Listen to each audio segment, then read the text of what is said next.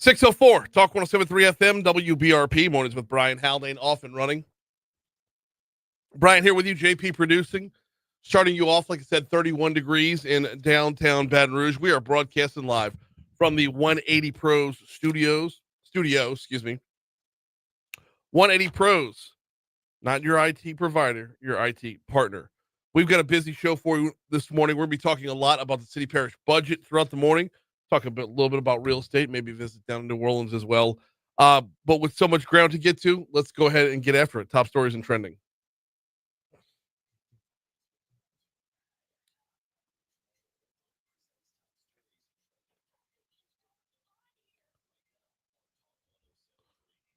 Number 5. A Livingston Parish Sheriff's deputy who was fired and arrested was booked on additional charges after deputies learned he allegedly logged into a law enforcement database to stalk a domestic violence victim. The Livingston Parish Sheriff's Office said Deputy Dustin August was booked on Sunday, November 9th for improper telephone communications related to domestic violence. The following day, he was booked on additional charges of stalking as well as malfeasance in office. Number 4. The Lafourche Parish Sheriff's Office announced on Monday that a student at 6th Ward Middle School was charged with sharing explicit photos of other students created by AI. Now, detectives opened an investigation with the school back on August 26th after male students had reportedly shared fake nude photos of female students on a school bus. Things escalated from there, then eventually went viral at last week's school board meeting. Number 3. A state appeals court has ruled that it was too early for an LSU law professor to sue the school over his removal from the classroom because an investigation into anonymous complaints was not yet complete. Then LSU Chancellor William F. Tate suspended Ken M. Levy, with pay after receiving complaints that Levy was using language, quote, peppered with harsh profanity. He had been criticizing both Governor Landry and President Trump in the classroom. This was last January. Number 2. BRAC announces the appointment of Dina Duplantis, Doctor of Veterinary Medicine, as the agency's first ever Director of Equine Operations at Farr Park Equestrian Center and RV Campground. Interim BRAC Director Janet Simmons talked about this appointment on the show yesterday. That full conversation is available on demand at talk1073.com. Number 1. Former LSU head coach Brian Kelly is suing the university, alleging that LSU and its board of supervisors are now seeking to fire him, for cause, preventing the four-year coach from being paid his contract's full $54 million buyout.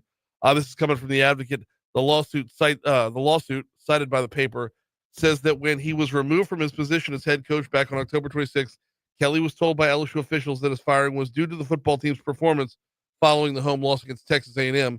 Kelly and his lawyers now say that LSU now claims other grounds for his termination existed.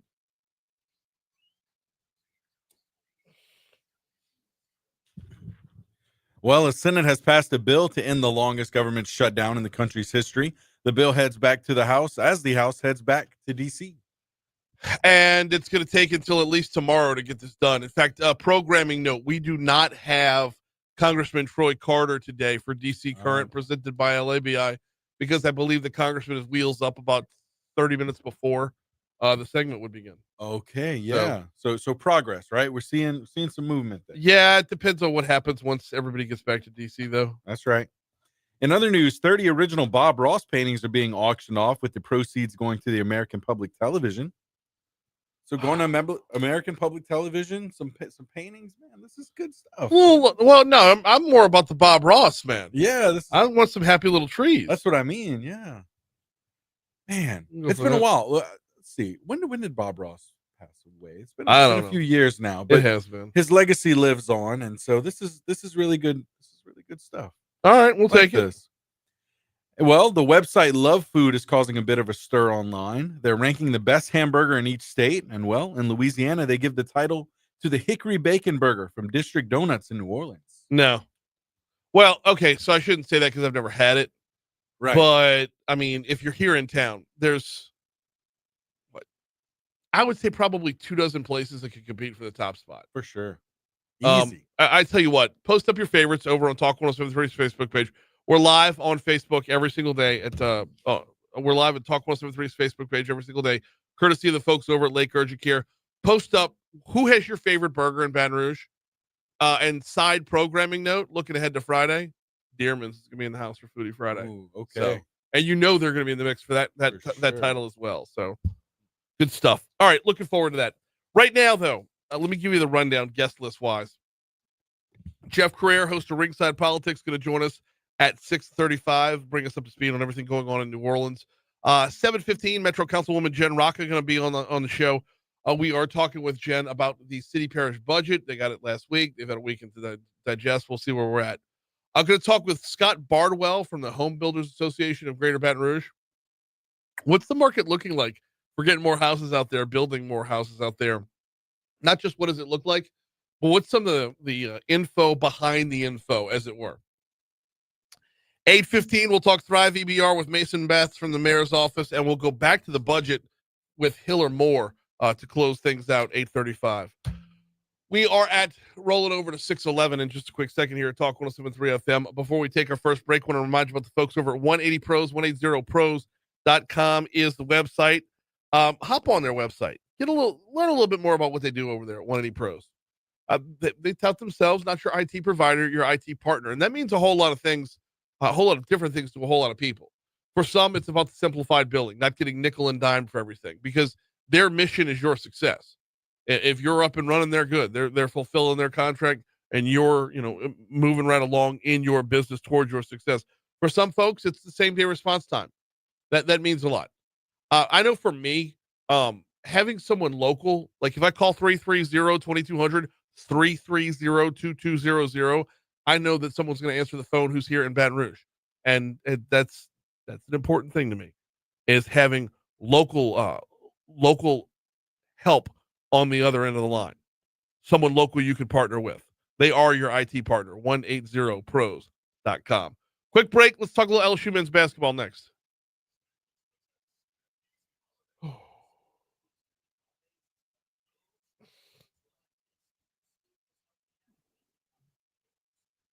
All right. I need coffee so bad.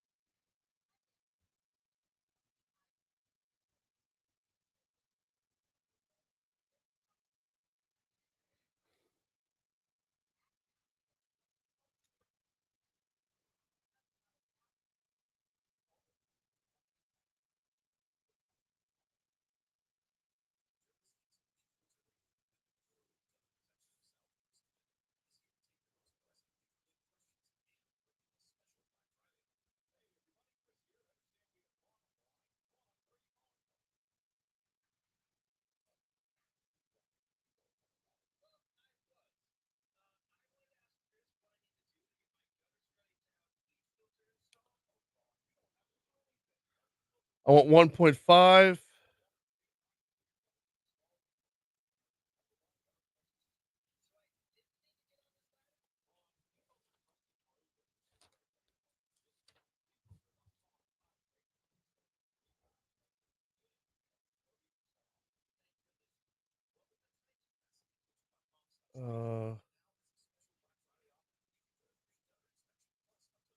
Well, let's go 1.4.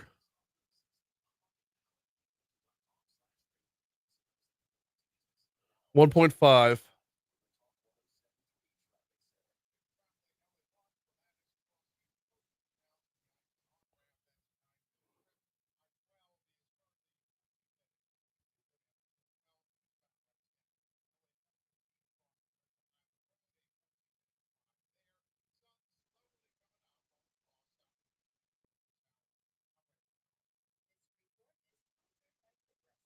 $2.3.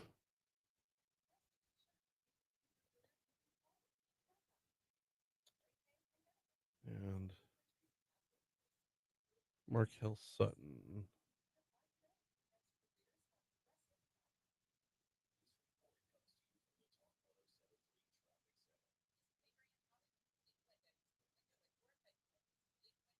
And 2.6.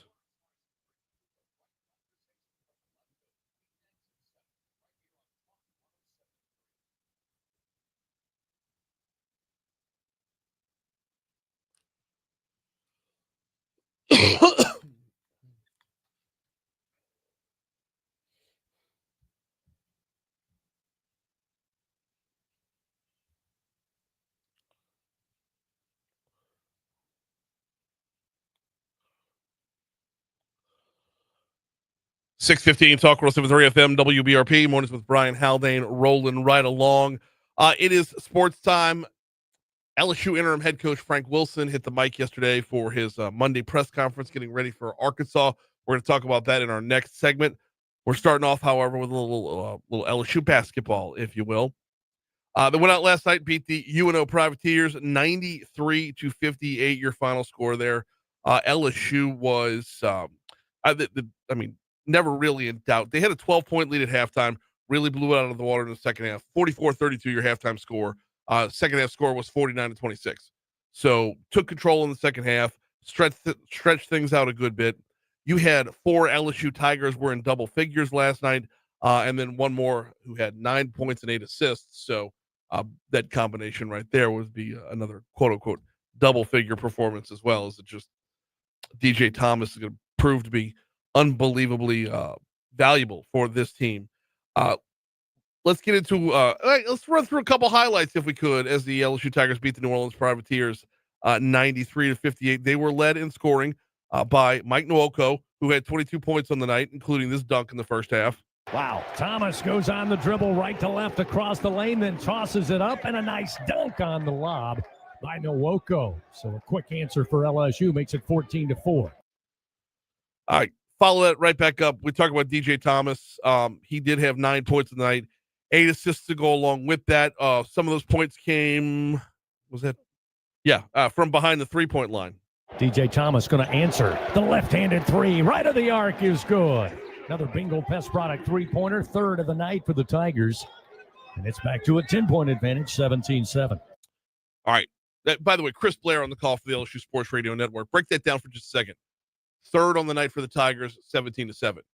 So right at the blocks, what was it? When they got 17 points on the board, half of their points were already coming from behind the 3-point line. That's going to get to be a theme here as we continue to move forward. Jalen Reed is definitely back to form. He played 17 minutes last night, which, I'm looking to see who played the most. Markel Sutton played 32 minutes overall. That was by far the most. Nobody else had even had 25 minutes. Jalen Reed, 17 minutes, scored 15 points in those 17 minutes. He also had 7 rebounds. Of those 15 points, one of them was stepping back behind the 3-point line in the second half. One-arm pass to Sutton on the right wing. Backing up against Kukia. Back out to Reed. He'll try a three. He can hit it, and he does! Jalen Reed with a Bingo Pest Product three-pointer. Reed in double figures now. Impressive shot, left wide open, and it's 61-35. Meanwhile, I mentioned Markel Sutton had the most minutes on the night. He played 32 minutes. He scored 15 points within there. Markel Sutton, get this, was 4 of 11 from the floor, 4 of 8 from 3-point range. I mean, like, he basically, once he stepped inside the arc, he was 0 for 3, but just daggers from behind the line. Guarded by Benson now. Get it back to Miller. Top of the key. Over to Sutton. Launches a three. Good! Markel Sutton with his 4th Bingo Pest Product three-pointer of the night. That'll make it 75-47. Whoop, kind of chopped out there on the back end. But like I said, Chris Blair from the LSU Sports Radio Network on the call. This is going to be a fun team to watch. And one of the reasons I believe that is because of the shooting. Emphasis put on better shot selection, better shot execution. The Tigers were 43.7% from the floor last night. That's you might want to bump up to about 45 there, but that's a really good shooting percentage. More to the point, 37% from behind the arc. They were 10 of 27 from 3-point range. Now, one of the reasons I like commenting on that is because when you can shoot, you can shoot. Whether you're playing against UNO, UNC, or Air. If you could shoot, you could shoot. Now, it does get tougher when the hand gets in the face a little bit quicker. It does get tougher when the 6'2 guard becomes a 6'4 guard. I understand that. But if you could shoot, you could shoot. And this is going to be a fun team to watch based off of just that. And then you can run the floor as well. So 93-58 your final. All right, we're going to take a quick break. We'll check the Fox Business Report. I'll have a look at traffic. When we come back, Frank Wilson was at the podium yesterday. We'll talk about that next. Coffee.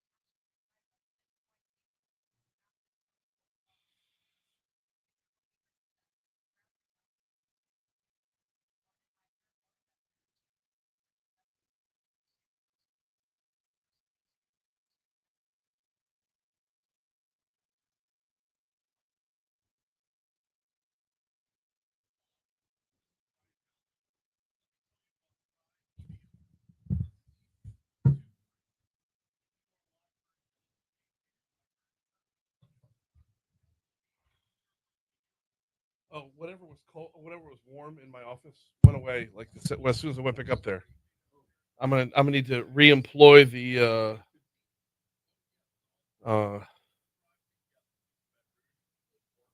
space heater.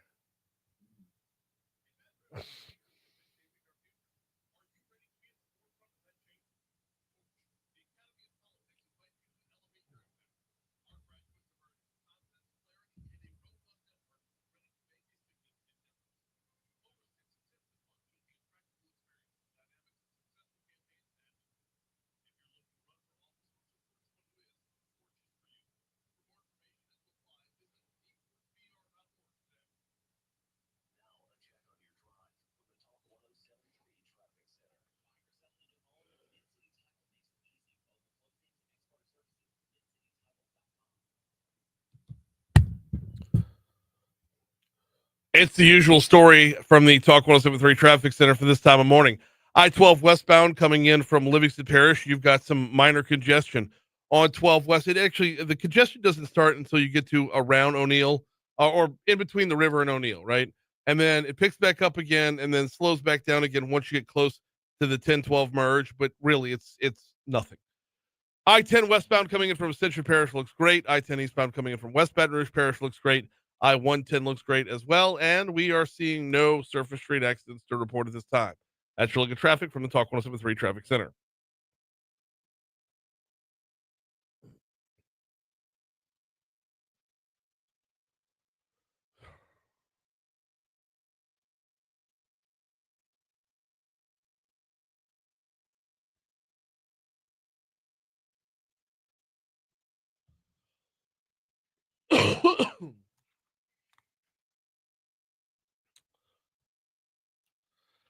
.31 degrees in downtown Baton Rouge. Talk 1073 FM, WBRP, broadcasting live from the 180 Pro studio. We are, yes, beneath freezing for a couple hours this morning. And that's it for now. Like, as we get further into the season, I'm sure we'll have more elongated cold snaps, but this one will be over after today. LSU interim head coach Frank Wilson was at the podium yesterday for his Monday press conference. And as you would expect, all eyes on QB. That was the theme that was running through the press conference. Let's start off with cut two, if you would, JP. Where do we stand with, let me rephrase that. Who is the starting quarterback?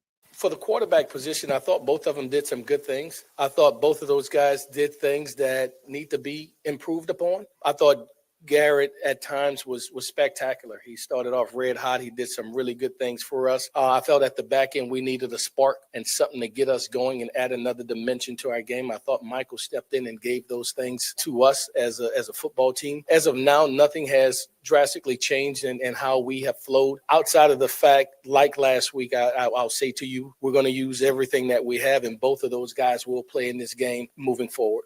Okay, I'm sure that was the answer to some question, but not the question of who's going to start. So let's pivot over and ask, well, okay, how are the reps going to be divvied up this week? You know, I thought Garrett did well enough at times to still be in position to be the starter as we start and embark upon this weekend. So when we go to corrections today and practice tomorrow, he'll be the first guy that goes in. Fair. So Garrett Nussmeier still your starter. And honestly, when you look at his body of work, I don't know that you can put any of the blame on. Well, I don't know that you can put a lot of the blame on him. There's blame everywhere. When you're, 5-4 overall, 2-4 in conference, there's going to be blame to be shared across the board. But when you're a quarterback who's 18 of 21, you're obviously completing passes. You're obviously hitting your target. Now, when those 18 of 21 is only for 121 yards, something's wrong here, and it's probably the play calling. And if it's not the play calling, then it's the protection. And, well, I mean, that's been talked about ad nauseum, right? Why are we throwing a ball 30 yards across the field to only go 5 yards up the field? Why is it that in the play where Garrett ended up coming out of the game, he could have stepped up into the pocket, but when you're used to running for your life, you start running for your life, and he actually spun into the defense instead of going the other way. So 18 of 21 for Garrett on against Alabama. That's a solid number. It's just unimpressive when you look at results. So if Garrett's the starter, does that mean that Michael Van Buren is out, or is there room for both guys out here? Cut 5. We're not out on anything. Again, I think if you look at body of work and you isolate it, that's good. That was good.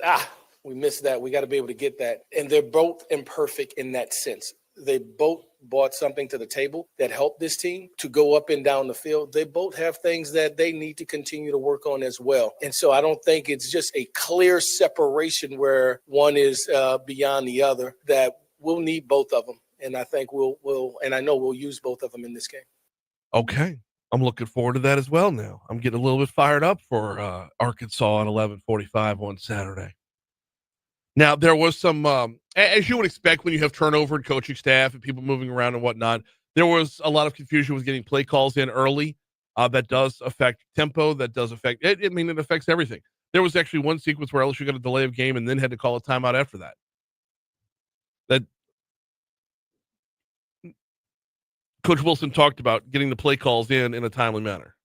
I think it does. It's something as simple for me. Talk up. I can't hear you, because they're monotone. Then they talk up, and you ain't got to be that loud. Slow, And so we're learning all those dynamics in real time. The acoustics of the stadium, and it's reverberating, and he can't hear, but he could hear. Or the mic goes out. Signal it from the sideline. We have technical malfunctions that happen. All right. So you got to go from calling it to signaling it in real time. And so those things happen. And so a lesson learned that if we do have a malfunction, we'll make sure that, we're wristbanding some things, not just signaling it to get it in that much faster. He sounds so familiar. I can't put my finger on it. He sounds so Frank Wilson's cadence and choice of words, choice of verbiage. I apologize. I'm doing this in real time, but I'm gonna have to place this at some point. Let's look at Arkansas coming in the game. Arkansas's 2-7 overall. They've yet to win in conference play. Of course, they're playing with an interim coach as well. But Frank Wilson says, "Don't sleep on this Razorback team." You watch them against Ole Miss. You watch against Mississippi State. On and on and on. They're in games where they could easily have 2 or 3 more wins that they did not. And they always play us tough, always have. And so we're expecting to get their very best. We'll have to score touchdowns in this game. That'll have to happen. That's a non-negotiable, because they can score. So I think he's a very talented player. Talk about, they were in games and they're 2-7. They were in games and, they could have had 2 or 3 more wins. At the same time, though, so could LSU. I mean, if not for an abysmal 5 minutes worth of the beginning of the second half, LSU doesn't fall apart against Texas A&M. If not for a missed field goal and a couple of field goals that should have been touchdowns or could have been touchdowns, LSU could have, shoulda, woulda on so many different fronts. So while Arkansas is 2-7 and could arguably be 5-4. LSU's 5-4 and could arguably be 7-2. All right. Kickoff 11:45 Saturday. Here's news.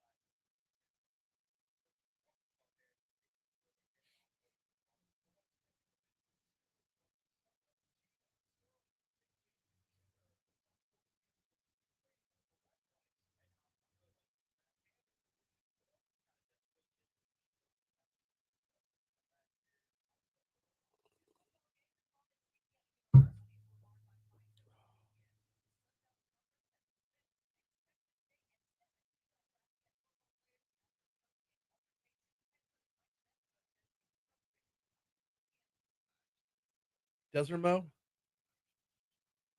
Desermo? Zormo.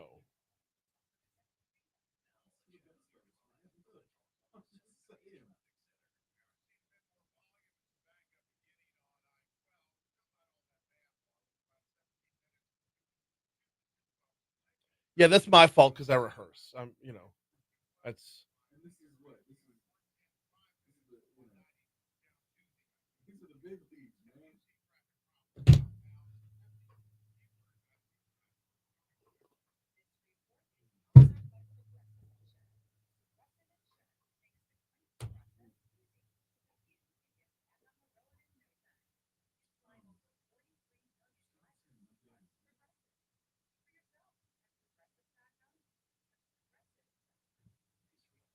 okay. I can do it live. And then I'll record one so that I can have that time off for the rest of the show.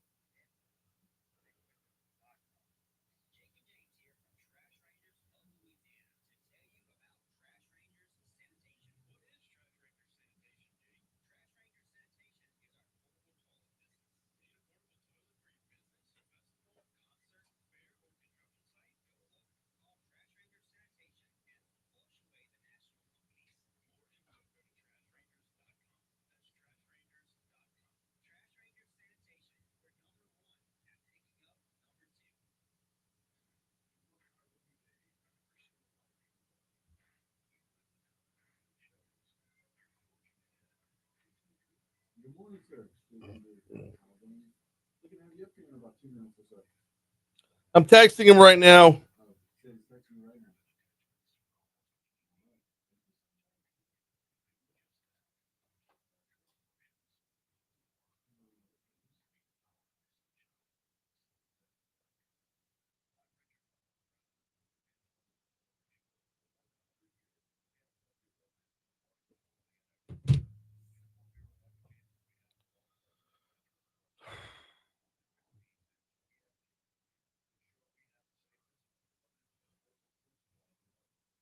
How long do I have? Okay, never mind.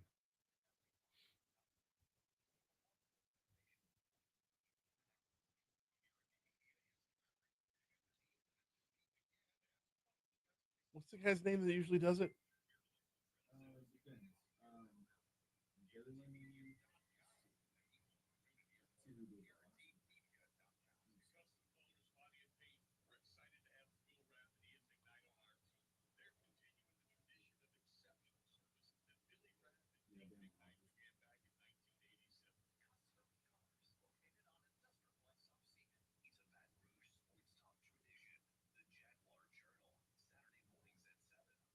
All right.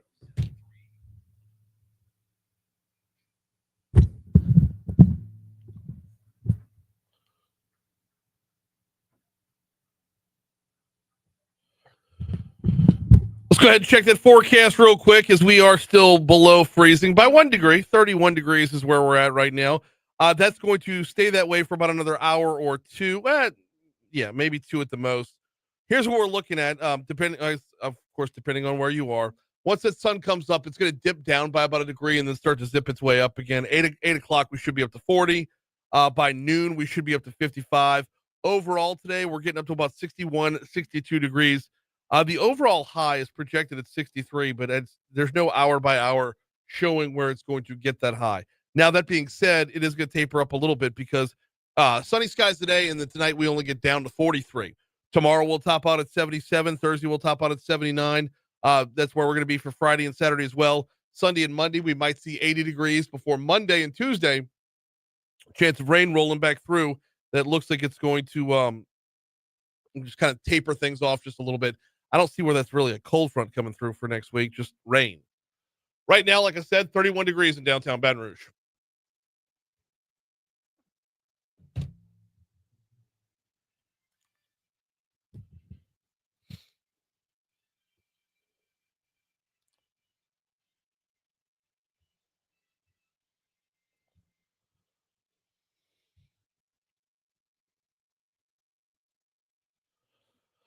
.638 Talk 107.3 FM WBRP mornings with Brian Haldane rolling right along. Time for us to check in down in New Orleans.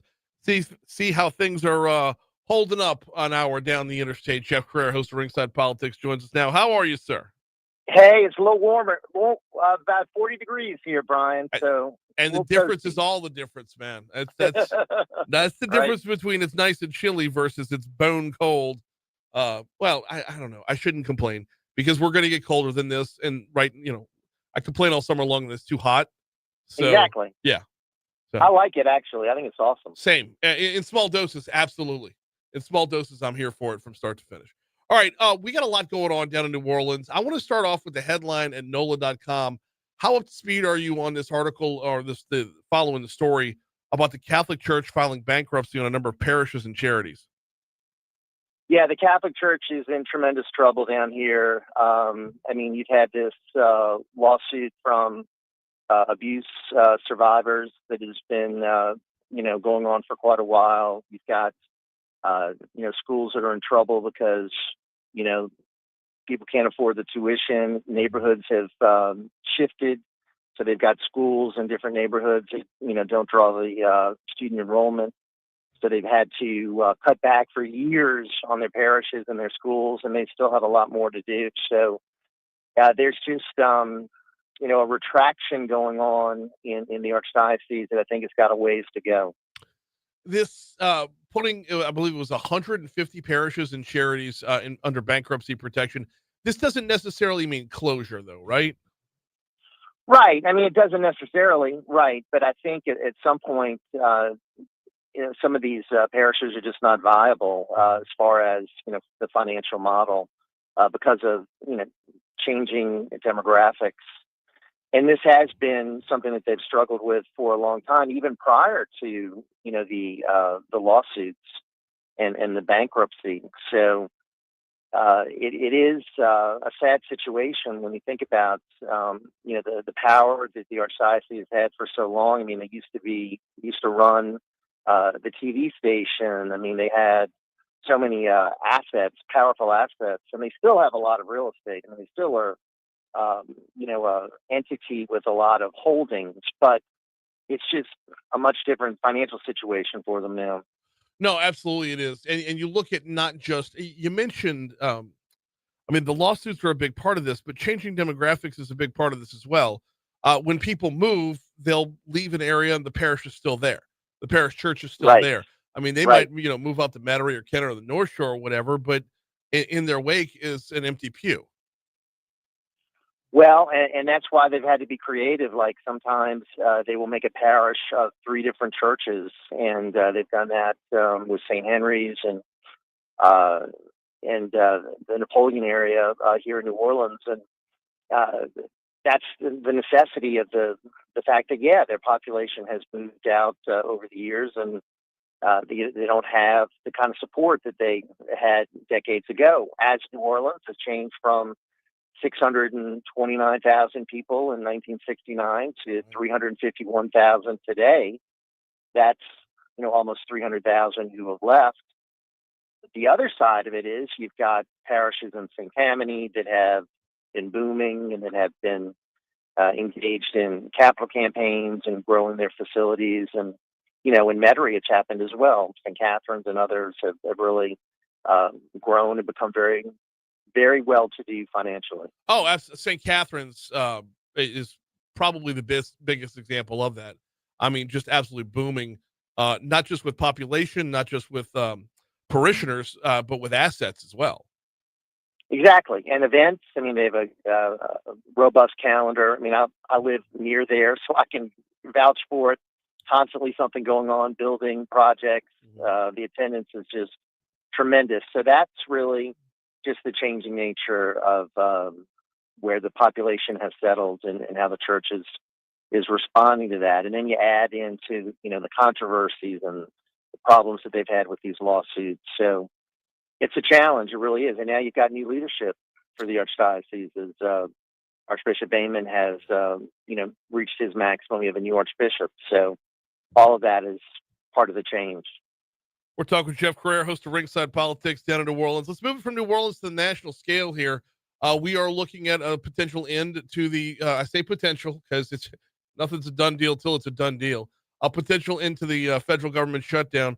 What are the what have the repercussions been in New Orleans thus far, and what are you hearing as far as the actual willingness to participate on the House side to get this thing over with? I mean, it's still amazing to me that the leadership in the in the Congress is from Louisiana. I just, for a small state to have the top two leaders in the House of Representatives is amazing. Right. So, I think they're going to get it done this week. It's just from what I can tell, and that the House has been out of session since I think September 19th. That and sounds right. I mean, yeah, there's been some people wondering, what in the hell are they doing? I mean, they've just not been working, and they're collecting their salaries when many people are not receiving paychecks. So there's some anger there. Obviously, you've got a lot of concern about people that aren't getting paychecks. I talked to one the other day who's dipping into his savings because he wants to still, do his job, but he's not getting paid. So all of this is going to be welcome relief to folks who haven't seen, paychecks in a while. And of course, the SNAP benefits and everything else. And now we can feel a little more comfortable flying if the air traffic controllers are going to be back in force and getting paid.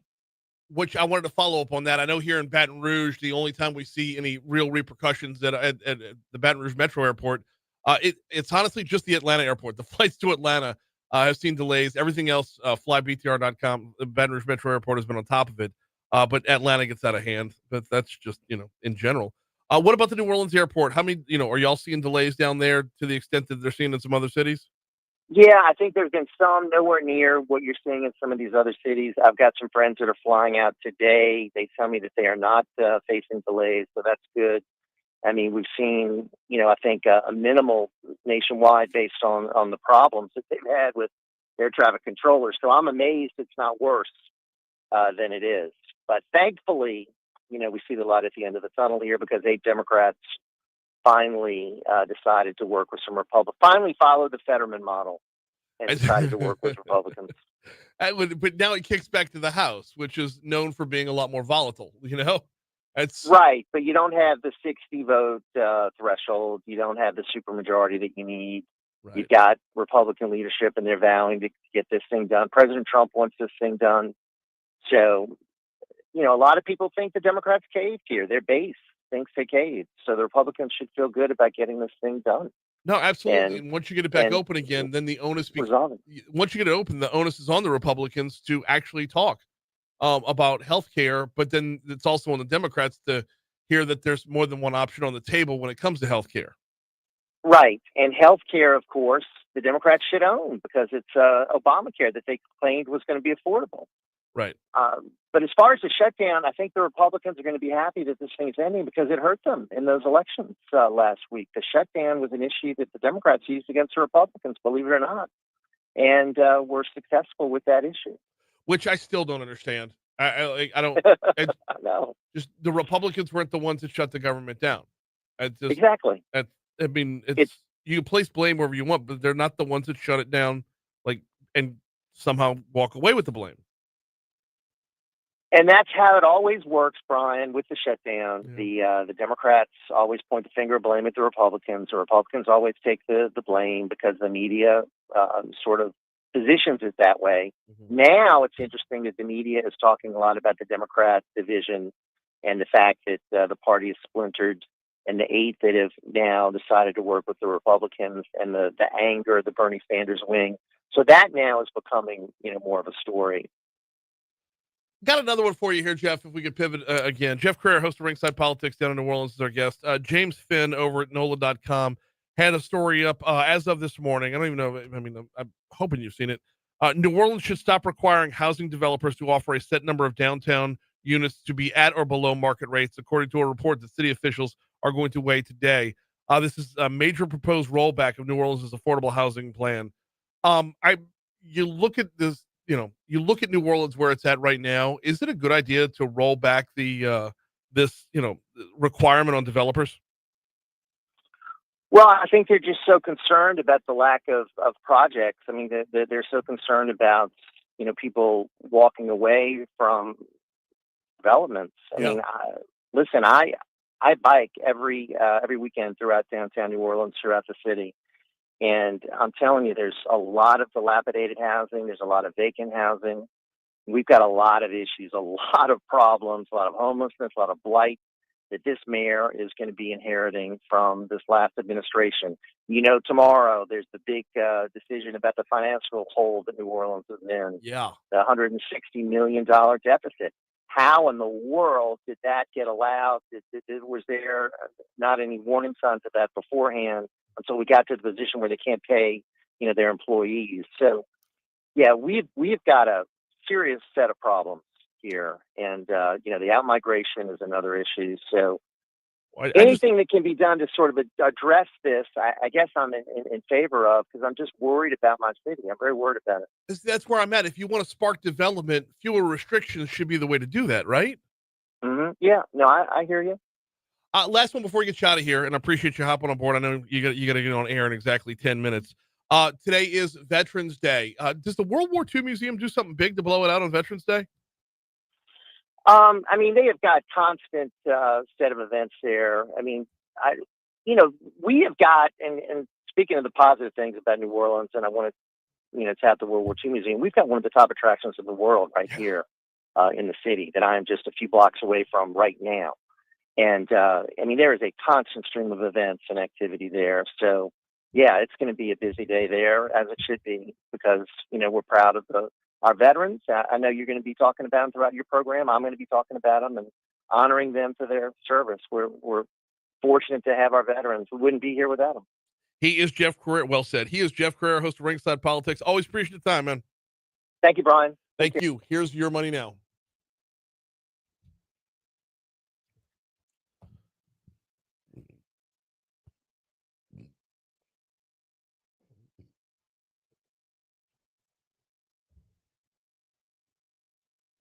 Good morning, Christy.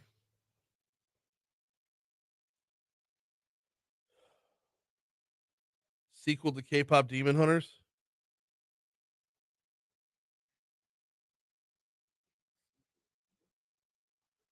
A sequel to K-pop Demon Hunters.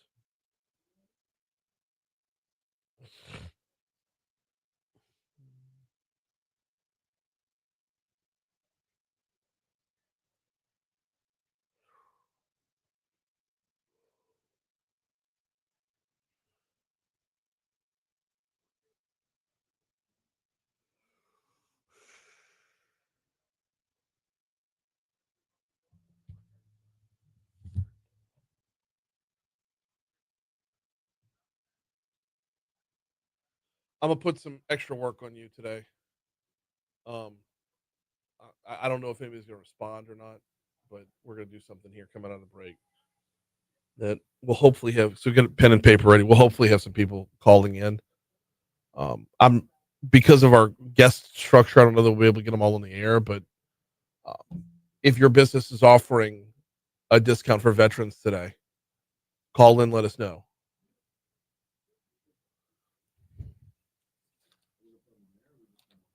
We'll see. We'll see what the response is like.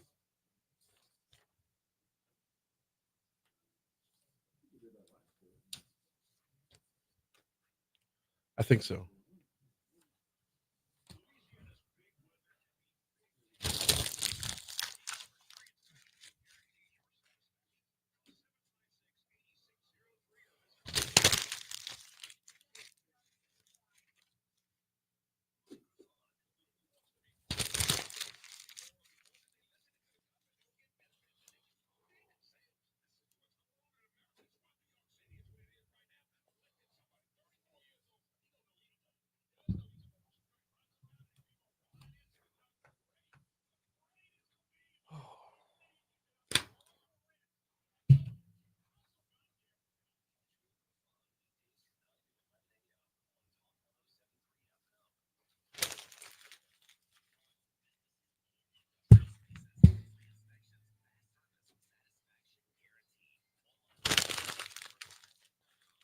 I don't know why I printed the news call twice.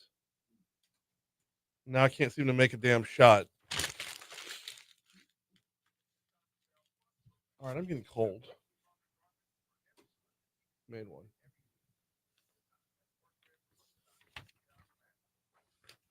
Oh, I also need to print the damn promos for this week. You've got to start doing the Rouse's promo. I just don't know when I should interject. Whenever. It doesn't matter. Like, you have the floor when it's this day in history.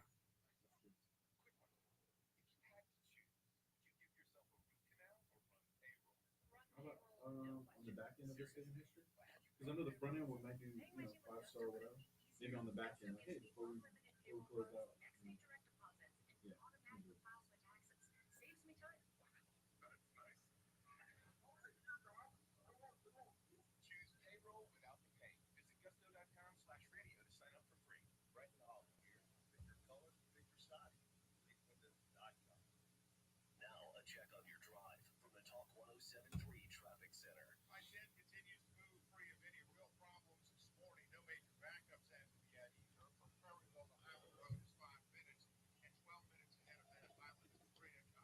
Yeah.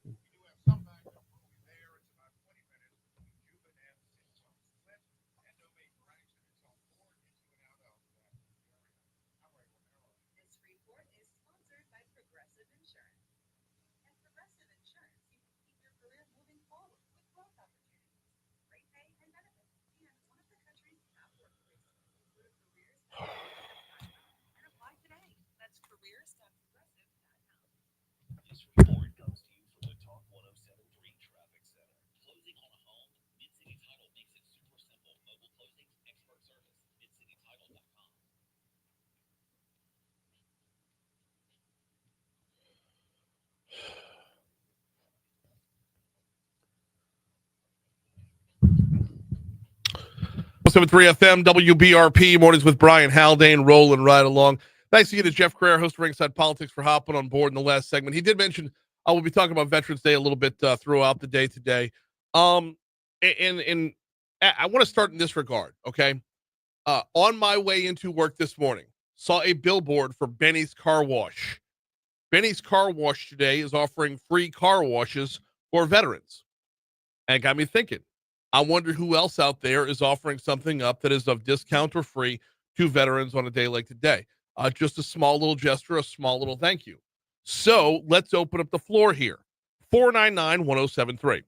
499-1073. If your business is offering up some sort of discount, anything at all towards for veterans today, for Veterans Day, in honor of, let us know. 499-1073. If we can get you on the air, we will. If not, JP will just take your information and we will spit it back out to everybody. But if you're offering a discount, if you're offering something for free, just something to say thank you to veterans on Veterans Day, we would love to just give your business a little free plug. So 499-1073. If we can squeeze you in on air, we will. If not, JP will just take your information and we'll bring it back out again the next opening we have. All right. It is 6:56 at Talk 107.3 FM, WBRP.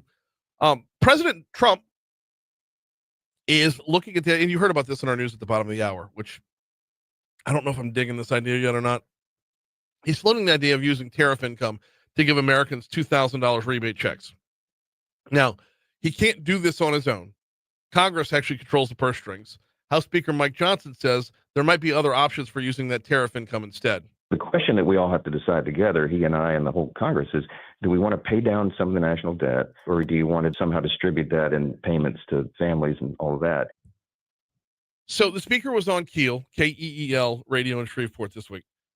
He says he's not convinced that spending tariff income to give Americans rebate checks is the best use of the money. My first inclination is to try to tackle this federal debt, y'all, because it's $38 trillion, and the higher it goes, the more that costs everyone in the long run. So we've got to be good stewards of this. Now, I understand. I understand the speaker's take on this. I get it. But at the same time, if you want to encourage fiscal responsibility in folks, if you want to encourage this type of behavior and not ballooning out the debt further and further and further every time you turn around, then give me something. Give a $2,000 check. $2,000 goes a lot longer in my budget than it does in yours. Not yours, the listener. I mean yours as in the speaker. $2,000 goes a lot longer, further with me than it does the federal government. And I'll split the difference with you. Okay, cool. Give the American people half and put half down on the debt. That's fine as well. Tune in from 1 to 4 and hear Dave Ramsey baby step it. Either way. But show me something. Every time, if tariffs specifically run the risk of raising prices for me at the store, whatever store, grocery store, auto parts, whatever, if tariffs run the risk of me having to pay more out of my pocket, well, then a $2,000 check will go a long way to bridge that gap rather than saying we're going to pay down debt on this. Okay, well, I'm left holding the tab at that point. So I get the speaker wanting to be good stewards of the dollars, but if I see an increase in price, if we have to deal with inflation, we should get that little bonus on the back end so we get at least a nugget worth of ROI.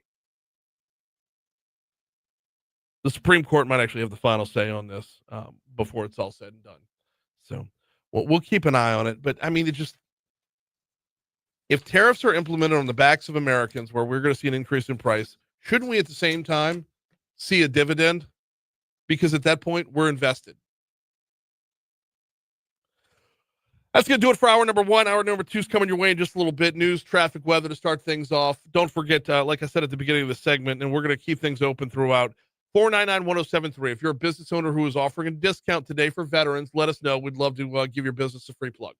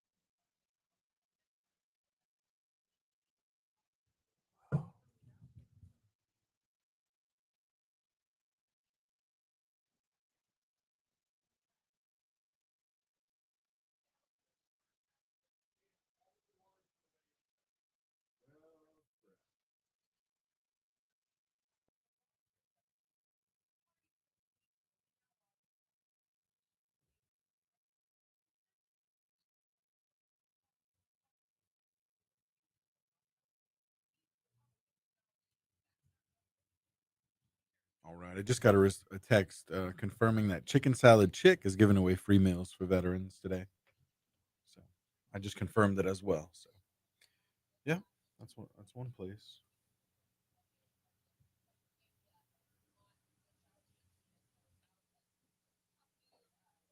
Studio.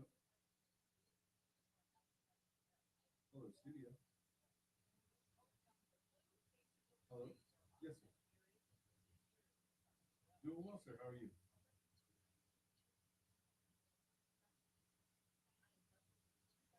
Yes, sir.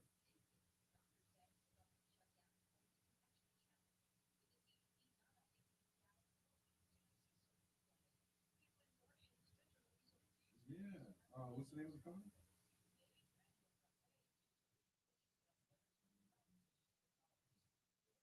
The free diagnostic. All right. Sounds good. And your name? All right. Thank you so much. I appreciate it. The name of the company is fine. I'll tell you what, if you got a phone number, yeah.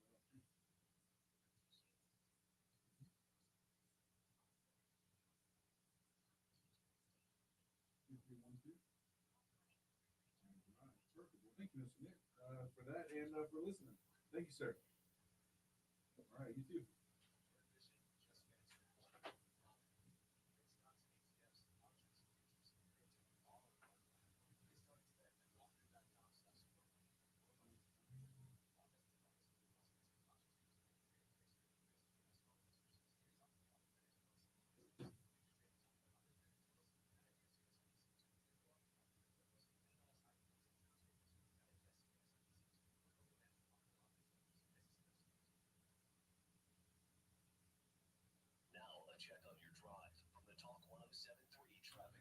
All right. And I also just received a call from a Mr. Nick at Fire and Ice Heating and Air. They're giving away free diagnostics for anyone interested, maybe getting their heater checked out, AC, of course, with this weather. They did leave a phone number, 225-954-2312, and that is Nick at Fire and Ice Heating and Air. So just another company just offering up some free services.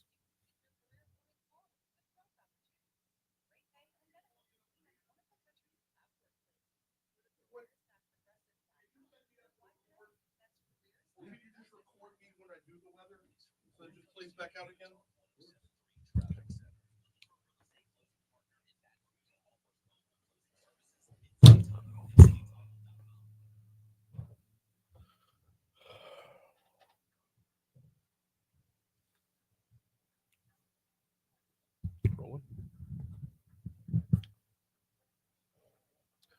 All right, here's what we got weather-wise right now. We're going to climb up to about 63 degrees before it's all said and done today. That's going to be a slow climb through the morning. Going to be in the 40s, in the 40s throughout most of the morning. This morning, on our way up to 63. Overnight low is going to get down to 44 tonight. Tomorrow morning, we'll top out at 76. Thursday morning, we'll top out at 79. Overnight lows in the mid-50s those nights. And that's going to be the way it is all the way through the weekend. Looking ahead to Saturday for game day, we're going to have high of 80 degrees. Starting off next week, Monday, Tuesday, and Wednesday, there's a significant chance of rain each of those days.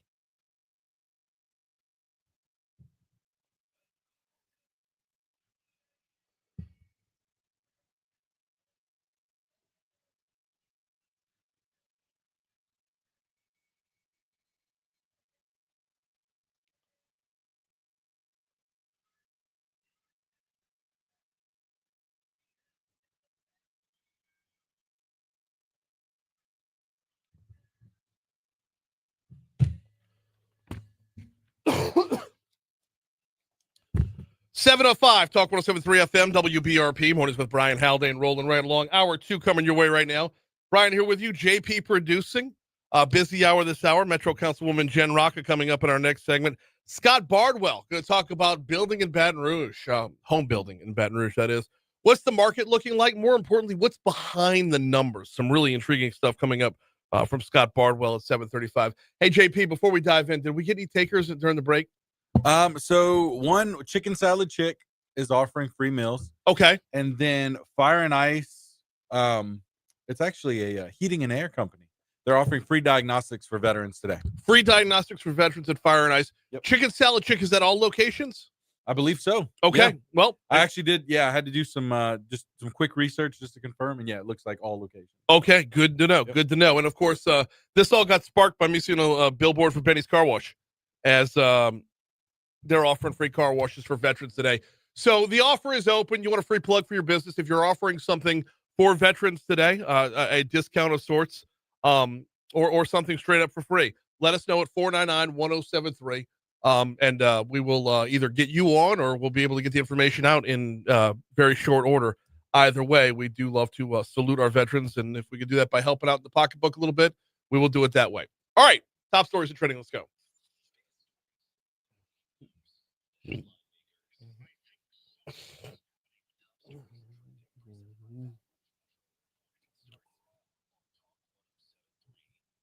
Number 5. A Livingston Parish Sheriff's deputy who was fired and arrested was booked on additional charges after deputies learned he allegedly logged into a law enforcement database to stalk a domestic violence victim. Sheriff's office said Deputy Dustin August was booked on Sunday, November 9th for improper telephone communications related to domestic violence. The following day, he was booked on additional charges of stalking and malfeasance in office. Number 4. The Lafourche Parish Sheriff's Office announced yesterday that a student at 6th Ward Middle School was charged with sharing explicit photos of other students that were created by artificial intelligence. Now, this investigation started back on August 26th after male students had reportedly shared fake nude photos of female students on a school bus. Things escalated from there and then really blew up. They went viral at last week's school board meeting. Number 3. A state appeals court has ruled that it was too early for an LSU law professor to sue the school over his removal from the classroom because an investigation into anonymous complaints, the investigation was not yet complete. Then LSU Chancellor William F. Tate suspended Ken M. Levy with pay after receiving complaints that Levy using language peppered with harsh profanity had criticized both Governor Landry and President Trump in his classroom last January. Number 2. Breck has got themselves a new director of equine operations at Farr Park. They announced that Doctor of Veterinary Medicine, Dina Duplantis, is the agency's first ever to hold the post. Interim Director Janet Simmons talked about this with us yesterday on the show. That conversation is available on demand at talk1073.com. Number 1. Brian Kelly suing LSU. The former head coach is suing the university, alleging that the university and the board of supervisors are now seeking to fire him, quote, for cause, preventing the four-year coach from being paid his contract's full $54 million buyout. This is coming from the Advocate. The lawsuit cited by the paper says that when he was removed from his position as head coach on October 26th, Kelly was told it's because he lost to Texas A&M. Okay. Well, now he and his lawyers say that LSU is now claiming other grounds for his termination existed.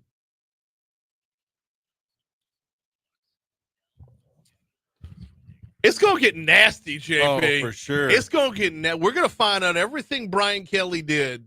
Like, you know, if he cut somebody in the line at a grocery store, like we're going to find everything he did wrong. If he talked on his cell phone while ordering Chick-fil-A, like everything he did that could cut somebody off in traffic, we're going to find out every little nitpicky thing along the way. Yeah, we will.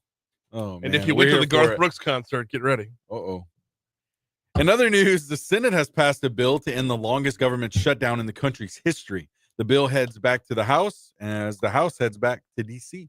Well, and the House being such a deliberative, level-minded body, I'm sure this is going to go smoothly. Oh, sure. Here's the thing, though. Right? Here's the thing. How long is it going to take to get everybody back there? Yeah. With more than 3,000 flights right. delayed or canceled yesterday, how long is it going to take to get everybody back there? Yeah, a little bit more time than we might be thinking. In fact, of note, we already know Congressman Troy Carter will not be with us for DC Current presented by LABI this morning. That's because he is en route. Well, he's wheels up in 45 minutes. Okay. If everything's on schedule. Yes. Oh, man. In other news, you know, Bob Ross wasn't someone who really talked politics, Brian, except the time he mentioned of a leaning evergreen that he painted. He said, that's a crooked tree. We'll send it to Washington. Goodness gracious. And the reason why I mentioned Bob Ross, because 30 original Bob Ross paintings are being auctioned off with the proceeds going to American public television. Okay. So here's the thing. Yeah. Someone needs to buy all 30.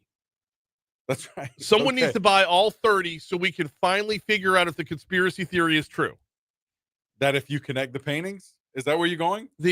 All the paintings, all the paintings are a map to the theory is Bob Ross is a serial killer. And the paintings are a map to where he buried the bodies. Just saying.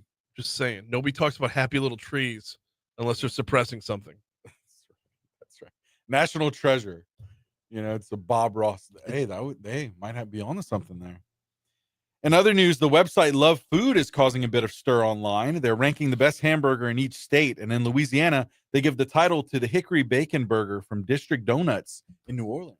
Whatever.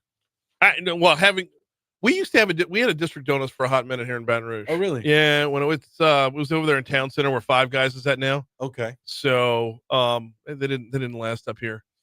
They were expensive donuts.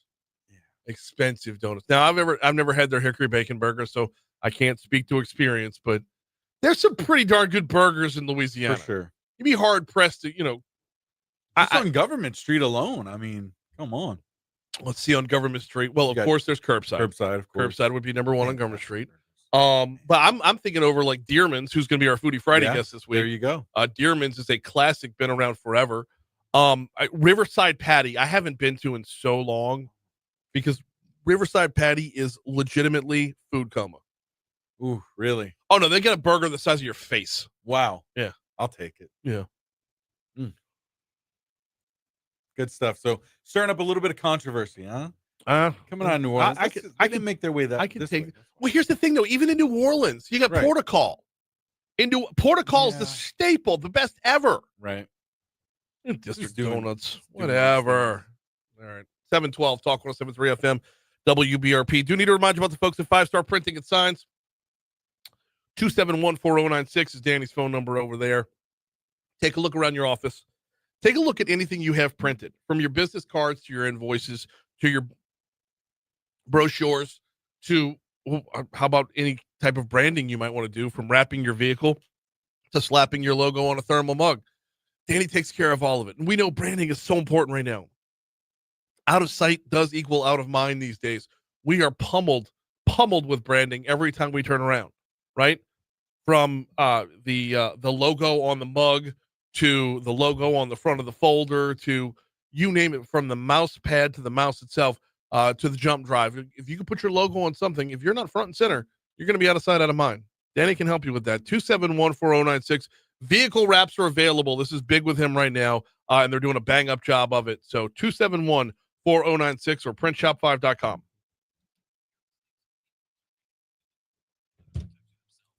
Yo, sir. Bill, you know John?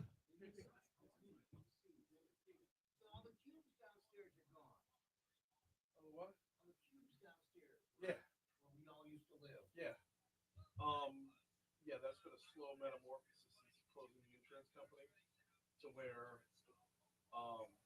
like, I'm on 3 right now. Me, Cade, and then Musso and Paul are all on 3.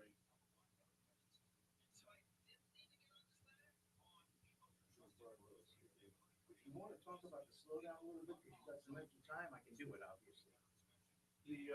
Your lines.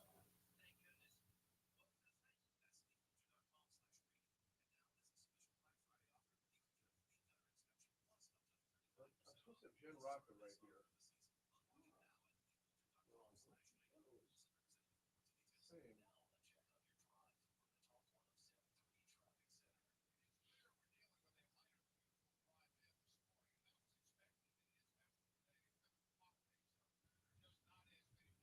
Let's see. Renee says Burger Smith is good. Burger Smith is good.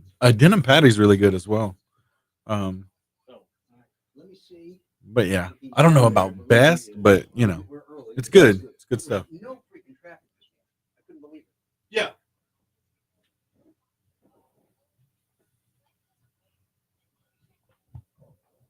You gotta let me know so I can hit the button.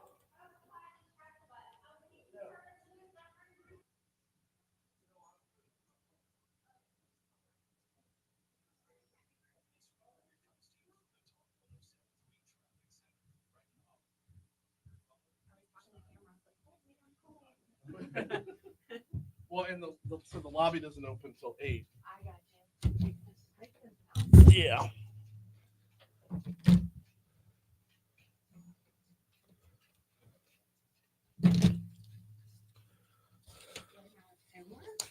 Do I?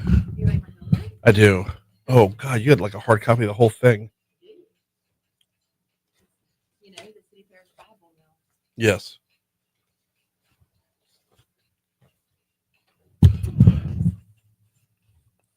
.716 Talk 107.3 FM WBRP. Mornings with Brian Haldane, rolling right along. Time to dig in on the budget. And this is a conversation that's going to happen in many, many pieces. Taking the first bite at the apple, Metro Councilwoman Jenn Racca. Welcome back. How are you? I'm great. Good morning. Thank you for having me. Yeah, glad to have you on. Glad to get you in out of the cold there. Sorry you were just kind of hanging outside for a little while. That's okay. That's okay. The budget came out on Wednesday. The proposed budget came out on Wednesday. Give me your initial takeaways. So first, let's start with this because you know I love combating misinformation. So there's a hot take that we put this budget out right before the Thrive vote to make sure that we were threatening people to get them to go and vote for Thrive. That is absolutely false. The plan of government decides when the budget needs to be released and presented to the public. So let's just clear that air, please. This is right on time for the budget. This is the same time y'all get the budget every year. Yes, plan of government decides. Okay, I was going to say it's normally like the last or second to last Metro Council meeting of the year. Yeah. This is getting hammered out, and that's just For sure. okay. And look, if it were up to the council, we would have gotten it in October. Sure. But you see how big this book is. It's over 500 pages. Book. I know. Yep. And look, I will tell you, going over it, you think in the past couple of years, you see one budget, you've seen them all. Absolutely not the case. Really? Yeah. There are new words, there are new numbers, there's lots of information provided in here, and you kind of gotta go page by page. You see my little tabbies here, like there are a lot of tabs in there. You are very lawyerly this morning. Yes, I am. Yes, I am. We have to be. it's hard times for our people. It is. So let's talk about where some of those hard times are going to hit. What has stood out to you? So you and I have had this conversation since last year. And what is the most impactful to me is the 11% cuts to constitutional offices. Yeah. I still am where I was a year ago, and that is we should not be cutting parish-wide offices. However, they're based upon the budget numbers. I don't see a whole lot of room to change that. We have, if you look at the numbers, well, let's start talking numbers. So some more information that I think we need to clear the air with. Whenever the mayor came out and said there are 422 cuts to jobs, correct? So let's be completely clear and transparent so everyone understands.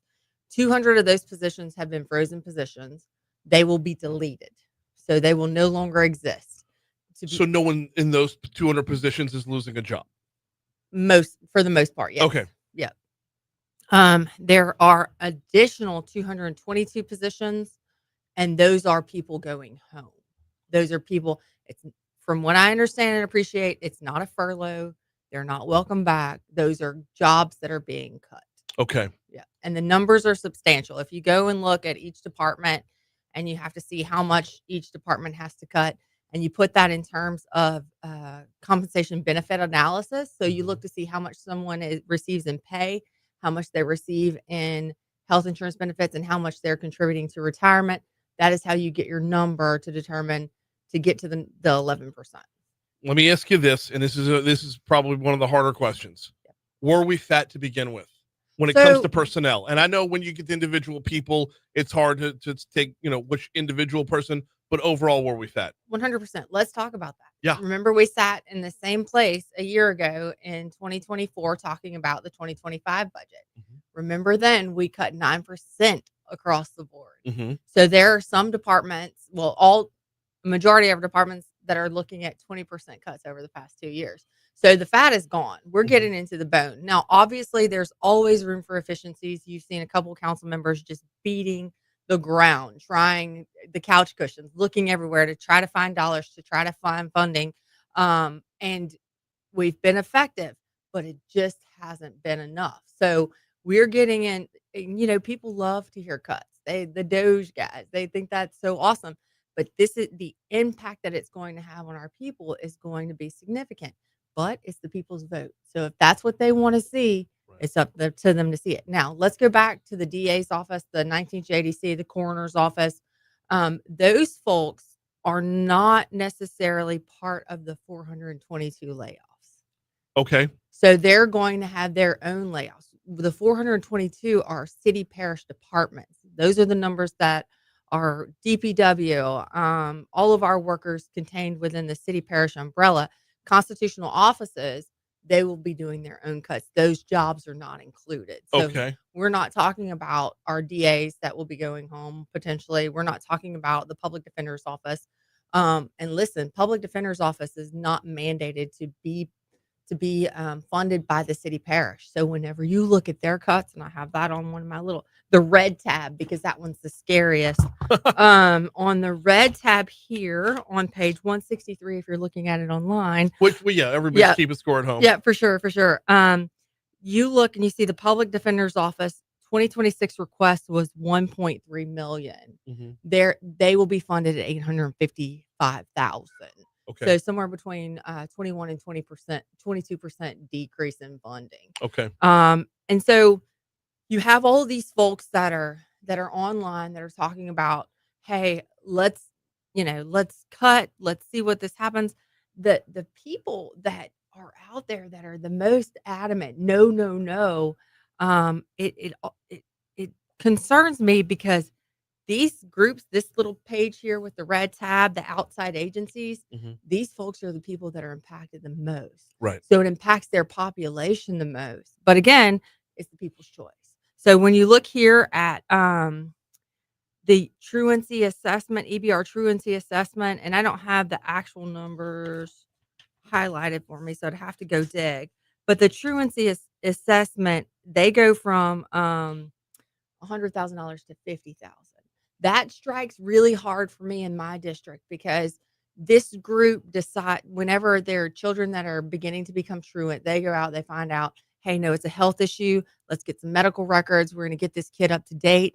But if it's not, and it's a parenting issue or just a wild child, feral child out there in the world issue, that will no longer be tracked at the same rate that it was before. So what that equals in District 12 is property crimes. Okay. While I'm at work or you're at work, what you see is these teenagers going into people's garages, taking lawnmower, taking things that they can grab and run with and exchanging it for money to do God knows what with the cash. But that's what you see, and that's what that equates to me, knowing that's what's happening with the dollars. There's so many more, and when we continue to look at it, so we have SCORE, Iris Domestic Violence Center is cut significantly. O'Brien House, Criminal Justice Coordinating Council went from 343,000 to let's see, it was cut by 260,000, I believe. So yeah, I think that's what they asked for. I think their budget is going to be somewhere around 125,000. Okay. But I mean, you can go down this line. It's very significant. The only folks that you'll see that weren't cut is the food bank and then Veteran Service Office. Nobody ever wants to cut a veteran. Happy Veterans Day, by the way. Yes. And happy late Marine Corps birthday. But the Veterans Office is mandated by the state to be funded. So Right. there are no cuts there if you're looking at that. Crime Stoppers, there was additional funding given to Crime Stoppers with a reallocation of funds that we were looking over the budget as a whole. But as for EBR Health Unit, SCORE, Iris, O'Brien, Criminal Justice Coordinating Council, Louisiana Art and Science Museum, Arts Council of Greater Baton Rouge Symphony, U.S. Kid, Build Baton Rouge, EBR Parish Cooperative Extension Services, Big Buddy, the Children's Advocacy Center. I think we actually increased funding for those guys a little bit, but not by much. Capital Regional Planning Commission and Live After 5, City Year Baton Rouge, all cut very significantly, much deeper than the cuts that you saw within our budget. So far more than the 11%. Those people or those groups, those companies, all of those people will be taking a very significant hit. When they take a significant hit, one of the hard parts I'm having trouble like reconciling is wants versus needs. I mean, there are things that we absolutely need, and there's things that we make a reason that we need them, and I understand that too. Sure. And then there's things that we want. For example, I huge supporter of Live After 5. Absolutely love Live After 5. I go out there and see it probably 2-3 times per season. But it is admittedly a want. It is a great thing for the city. Sure. But it's a want. The things like the Big Buddy program are wants with a reason to be a need. Correct. O'Brien House would fall into that one as well. Yes, but let's talk about Live After 5 because Okay. oftentimes we'll see an entertainment venue and we'll say, cut it. That's a want. That's not a need. However, if you look to the return on investment and you look to see when people do attend Live After 5, how they become patrons of our restaurants and bars in that area, they stay that night, the return on investment is quite significant. The economic impact and development that you have on sales tax revenue grows, especially when people decide to stay in our hotels. I believe that the mayor's office could get an ROI on that and show exactly the influx of revenue that comes in to have these people there. So we have to look at these things so I believe when you see them not completely slashed, they do serve an important function for our parish and for the revenue stream. Okay, two things. First of all, stop being a mind reader because that's where I was going next. So sorry. No, that's where I was going next is when you have a want that has a want with a possibility for a need. Is there a way to put an ROI on Big Buddy? Live After 5 is a definitive ROI. And I know full well that Whitney Hoffman Sales just physically punched her radio when I said that a minute ago. And she's coming on Friday, by the way. But is there a way to put a definitive ROI on something like the O'Brien House, something like Big Buddy, something like the Irish Domestic Violence Center? Like, that's Iris, not Irish. My apologies. Yeah. It's a whole other movie. That's a whole different. But is there a way to say because of the O'Brien House, we have this much less recidivism, or because of Big Buddy, this definitive number of kids are not going to go down the wrong path? So believe it or not, crime is down. And I do believe some of these programs are helpful in their own ways. There have been studies that show that absolutely contributing to these types of social programs are helpful. But is there a definitive number that we have out there? Not for these. Whenever you start getting into O'Brien House, Iris, you have to look to each. So we do get reports each quarter that show what crime looks like in our area. So I think that you can look and sort of predict, but sometimes I believe it's just a best guess. Yeah, you know? I know, and that's what leaves us in this lurch where Yeah. we have it's a want with a reason for a need, but we do still want it. Yes, and knowing your community, knowing your districts, keeping an eye and tracking like what your people are using in that area, talking to those centers and having an idea of how many people they're serving, and then having success stories associated with that, I think is a really important way to figure out that measure, although it may not be completely quantitative. We have got less than 2 minutes left, No, and like I said, this I have 497 pages left. I know you do, which is why we're going to be going at this basically every day. District Attorney Hillar Moore is going to talk about his portion of this at 8:30. But within these next 2 minutes, for our first visit on the budget, I want to ask this kind of a general question here. How much room is there for tweaking from y'all? So there are conversations. Look, and all we would oh God, that's such a hard conversation. We would need 8 votes to be able to tweak to move dollars around. The other issue is, where is it? Because we're already robbing Peter to pay Paul, whatever people are saying online, we're already trying to find funding within these budgets. And remember, this budget is based on Thrive not passing because that's what we're mandated to do. We have to work with the money that we have. There's been conversations about looking at the police budget, which the public safety makes up a third of our budget. So and we're talking about general fund dollars. So of the $332 million, that's where a third of the public safety funds go. So there have been conversations about potentially moving into the police budget their settlements, and potentially moving the conflict counsel under their budget. So there's potential savings there that once those things may be moved under their umbrella, it would help maybe with some of the constitutional offices. So, but those are tough conversations to have. Absolutely. Now, they're required to present this without Thrive or with the assumption that Thrive is going to fail, right? Correct. Y'all aren't voting on it before Saturday. No, we're not. So we're going to know if Thrive passed or not before y'all move. We will know. Absolutely. But then the work begins.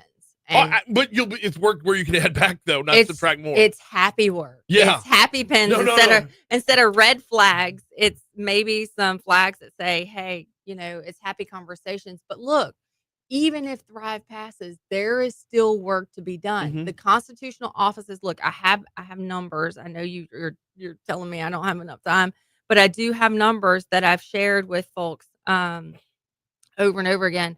There was a state hearing, and in that hearing, they talked about how underfunded Hillar's office was.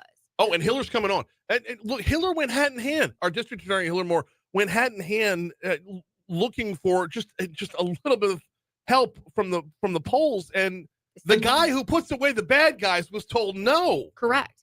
So let me just give you those numbers. And I want to help Hillar out if he comes. So Louisiana criminal justice statistics for 2024.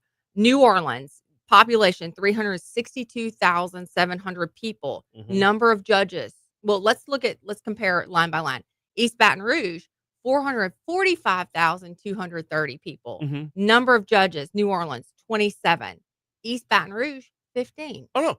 Okay. Go to Jefferson Parish. It's worse. So New Orleans, 83 numbers of assistant DAs. In Baton Rouge, 55. Yes. So then let's look at, we have number of criminal cases. New Orleans, 30, and when I say Orleans, it's 41st. 4,237. East Baton Rouge, 5,969 criminal cases filed. They're fighting crime, folks. Yeah. They're fighting them. So this is the big part, because you have other municipalities in our parish that say, we don't have crime, so why are we paying the constitutional offices? Well, here's your answer, ma'am and sir. In New Orleans, you have civil cases filed, 11,005. Here in East Baton Rouge Parish, we have 17,344. More cases, fewer judges, fewer ADAs, and a third of the funding. Yep. She is Metro Councilwoman Jenn Racca. Like we said, first bite at the apple. We're going to have many, many conversations on this. District Attorney Hillar Moore at 8:35. And we got Lori White Adams coming up later on in the week. You'll be back in probably 5 or 6 times before it's all said and done. Thank you. Can't help but notice there's no green tabs on that. No green. No Okay. go. 400 No plus pages go. and no green tabs. Always appreciate the time. Thank y'all so We're much. so late for news, traffic, I'm sorry. weather. We're talking real estate next. Do not be sorry. I should have told you for the entire hour. I'm so sorry. No. That's on me. I do have 497 pages to go. And I want to get every last one. I don't think people realize. Well, first of all,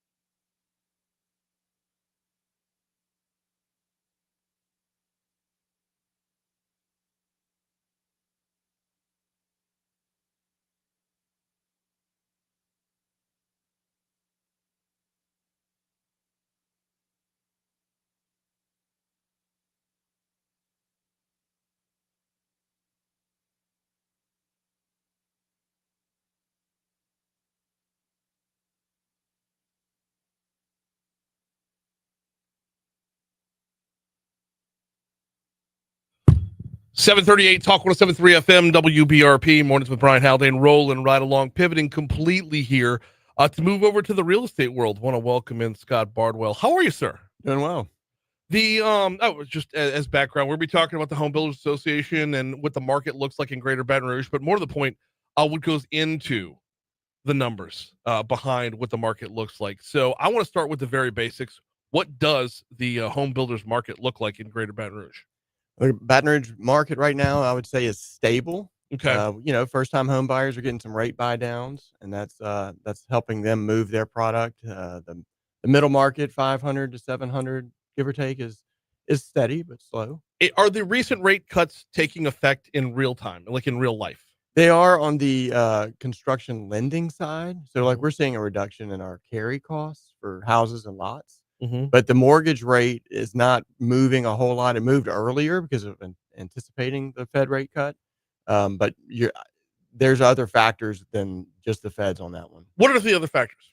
I mean, it's factors of inflation, fear of inflation. When you print money 2-3 years ago and can't absorb it all, people are afraid there's gonna be some inflation, and so that rate is a factor. Have we not seen all of it though? We've seen some of it wrap up, but Yeah. the Fed does other things that we aren't aware of with quantitative easing, et cetera, that buying mortgages. Give me some of the other factors there, aside from just inflation. Of the cost of the house? Of why people are hesitant. I would say, the obvious reason, a lot of the folks have low rate mortgages, so they're sitting tight, they're remodeling. I think there's a consumer confidence factor. People are just kind of sitting back. Let's see what happens. I'm a little concerned. It's not time to make a big purchase. So that if we can get the confidence factor up, Mhm. we can get back to 5 years ago where people wanted a house and they could afford it and they wanted to move. And it was Confidence factor brings up a whole nother chapter worth of, and everything in this segment is going to revolve around the one word uncertainty. I mean, it just, no matter how you break it down, we're talking about the different factors going into whether or not people want to build right now, whether or not we're going to see new houses on the market, we're going to see volume change in the real estate world. Uncertainty is going to be a running theme. That's right. When you have ICE raids and tariffs and all kind of stuff going on, there's a lot of uncertainty. So people sit tight. Okay, let's start with the ICE raids. Like, how boots on the ground, pun intended, boots on the ground, how much does that affect, I guess labor force would be where it's at. Yeah, we used to be kind of inoculated from this, just a smaller market, Right. et cetera. But I would say about 3 months ago, my frame crew did not show up. Oh, And we checked in, and it took about a week to get them out of their house. And it was just more of the fear. It wasn't an actual raid. okay. Wow. And so the word on the street was ICE enjoyed picking off the multifamily residential sites because they're fenced in and a lot of labor on site. And they probably hit a few locally, and the word just got out. And Here in Baton Rouge. Yeah, and Amazing. not going into too much detail, but these are people that are in our community, have cars, kids at schools, live in a house with a mortgage, and 20 years ago somehow got the ability to get all these things, and they're great citizens. Yeah. But when it really comes down to doc checking, they're afraid to come out. That's incredible. Because the overall emphasis is supposed to be going after the bad guys first. Correct. So I guess perception would be reality. Yeah, there. and like you said, uncertainty. Yeah. If Yeah. they knew they could get a visa and not have to leave a family behind or something, they probably would feel more confident. Okay. But we're seeing that ease up. Right. It's more steady now. But Scott Bardwell is with us. We're talking about the home building in Baton Rouge, what the market's looking really right now. Uncertainty with tariffs is going to be a big chapter in this book as well. Tell me a little bit about what we're looking at on that front, because not only does it affect all of the markets that goes into the lending, but it affects the actual construction costs too. yes, it's a factor. It's more of the uncertainty than it is a dollar amount. When you talk about a 20-30% tariff on certain materials that go into something that's built somewhere else, and that the tariffs are different, that we're not paying 30% more for an appliance today. Mhm. So there's factors that need to flow through the system. Oddly enough, the hidden cost of a tariff is when homes building materials trying to buy a new truck or get something set up, they're having to pay a lot more for their their operational costs and maintenance of trucks and vehicles, and that gets passed on to us, like a real hidden cost that you're not aware of. Yeah. I didn't even think Like about when they've that. got to buy a new whatever for their truck, they're paying 50% more for that. So that gets factored down to us. And but at the end of the day, the tariffs, I mean, they're going to land. The National Association of Home Builders is going to try to fight it, get the Canadian lumber exempt or things like that, just to help us overall, because we have a housing shortage in the country. Well, and that's where this is eventually going, is the fact that we do have a shortage. But when it comes to lumber, do we not have lumber in America that can like make up the difference here? We might. We also don't have sawmills. It's very complicated. But I mean, 10, 15 years ago, sawmills shut down in the Great Recession. And we started relying a lot more on Canada. It takes a long time to move them down south. There's a lot of factors, and including wildfire management, powder post beetle management. I mean, there's a lot that has happened in the past 5 years. Did not think beetle management was going to make its way into the morning show. It is. That's Canada lumber, man. You got to watch it. Understood completely. We're talking with Scott Bardwell about the home market in Baton Rouge. Let's talk about the people for a minute, Scott. And it's, if we have a shortage of homes, do we also have a shortage of buyers? Like, is this a supply driving demand or demand driving supply? That's a good question. I mean, in the local market, what I like about Baton Rouge is that we have a lot of construction projects going on, and of the cities in Louisiana, Baton Rouge is one of the only ones growing, and it doesn't have to grow to expand, and maintain a healthy amount of product and movement. We pull about 3,500 permits a year in our MSA, Livingston, Ascension, and Baton Rouge. And I mean, if we're getting 5,000 jobs a year, we're getting people moving in, and that helps. Okay, now this is where it's going to start cross-pollinating between a whole lot of different things. I live in Sherwood Forest. Yep. And there are 4 houses on my block alone that are for sale right now. But they don't seem to move. Is that just a matter of people just want new and we don't have it to supply? That's a great question, because Sherwood Forest, that's where I grew up. I mean, larger lots, established, mature trees. I mean, it's a great. Fantastic. The only thing I can think is it takes time to settle a price and value. And so, they might be thinking like from last year's pricing, and now that there are more options, it just takes a while for the values to trickle into the right segment, I guess I would say. And that just takes time. And so I can't really explain. I mean, there's a couple of houses for sale on streets that I've developed. And, people move around. So I asked the question because if you're talking about, construction costs, if you're talking about lumber, if you're talking about all these different things, you're not talking about existing homes. So correct. Is it a matter of we're not matching the existing homes with the potential buyers, or is that the potential buyers aren't interested in the existing homes? I would say that new construction, like code changes in the past 5 years, have made new homes like substantially different. I mean, like double pane windows, the insulation factor, the appliance, the Energy Star ratings, the fortified roofing. Yep. I mean, there's a lot that has gone into it. So the lots have gotten smaller, and people complain about that. But the lifestyle has changed also, and people don't want to mow a yard all the time. So I think what you're seeing in some of the existing product is some of the lingering effects of a lifestyle that some people just don't value anymore. They'd rather just buy new, low maintenance, no yard. We're in that HELOC crowd right now. We're in that let's redo what we've already done, and or what was done, and we're just happy where we're at as far as the property, as far as the structure itself, but want to tweak to our needs. Well, it's hard to replicate a large lot. So I mean, I think you're going to find. I mean, those houses are going to move, and people are going to remodel. Yeah. I mean, it's going to remain healthy. A couple more before we get you out of here, JP. We're going to run to 52. All right. A couple more before we get you out of here. And that, how much of what we're looking at in Baton Rouge right now, how insulated are we in Baton Rouge versus nationally, or comparatively, what does Baton Rouge look like versus the rest of the nation when it comes to the want to build and the actual building getting done? Yeah, I would say what I love about Baton Rouge is it's a strong B market. It's not Vegas, it's not Colorado, where people are just, it goes very hot and very cold. It's average. Yeah. And with the moderate growth of construction income or construction jobs taking place in plants, I feel like we're okay. It's somewhat insulated. I'm concerned about overall prices of material when things really ramp up again nationally. Like at one point, we had a hard time getting OSB and certain products because other markets were absorbing it, and that was a problem for us. But I don't foresee that for some time.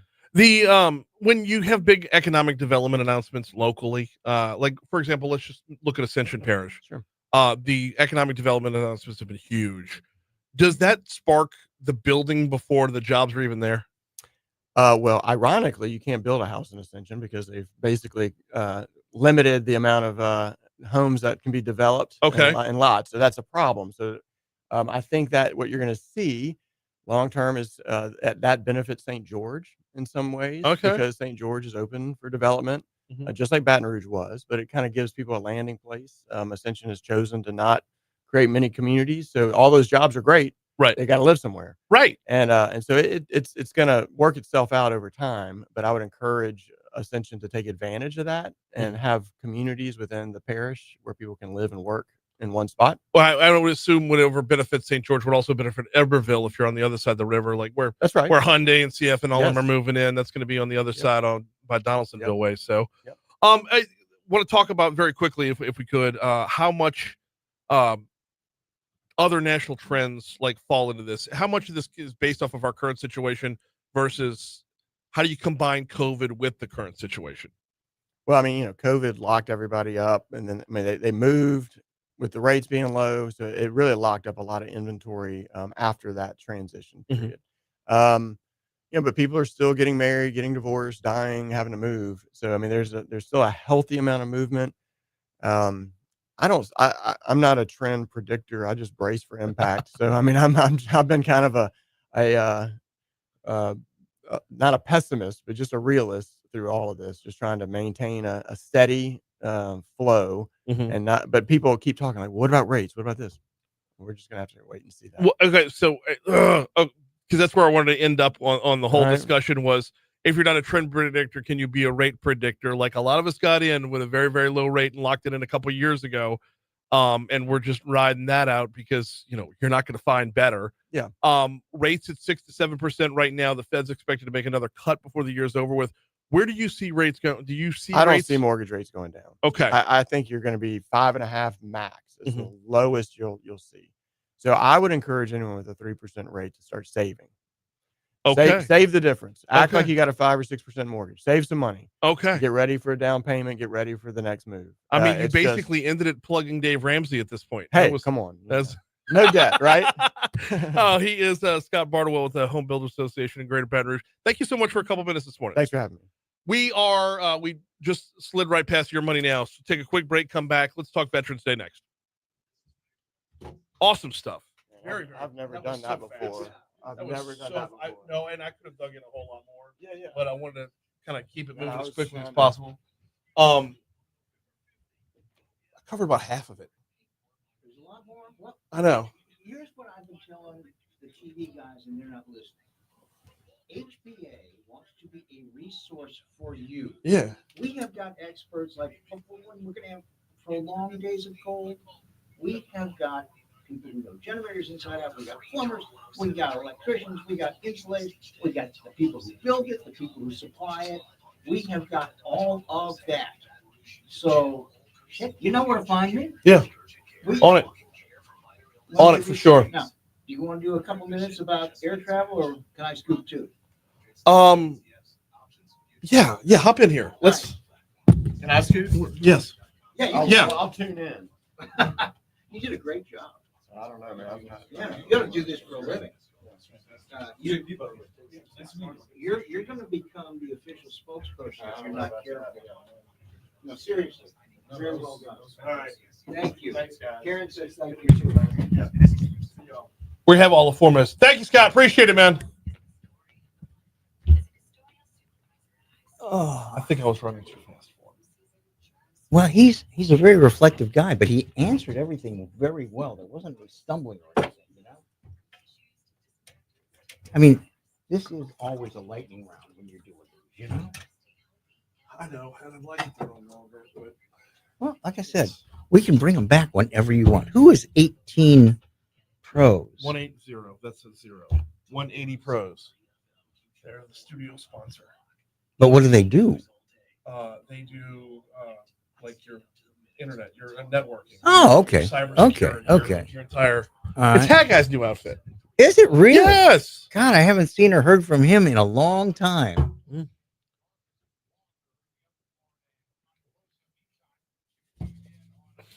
So, what is your current title over there? I'm Is the it just chairman of the Greater chairman? Baton Rouge Airport Commission. Interestingly enough, Fly BTR on my library is right here. So that's going to tie in nicely. Well, good. Yeah, every time the Marine Corps has a birthday, ever since I've met you, I think back on the famous Marine General Haldane, who basically turned it around on Iwo Jima. Really? Major General, 2 stars. You've got to be a relative of some sort. My grandfather's brother was in the Battle of the Bulge. Mm-hmm. Well, there weren't any Marines in the Battle of the Bulge. No Marines in Europe. But I was my only connection that I knew of to World War II was him.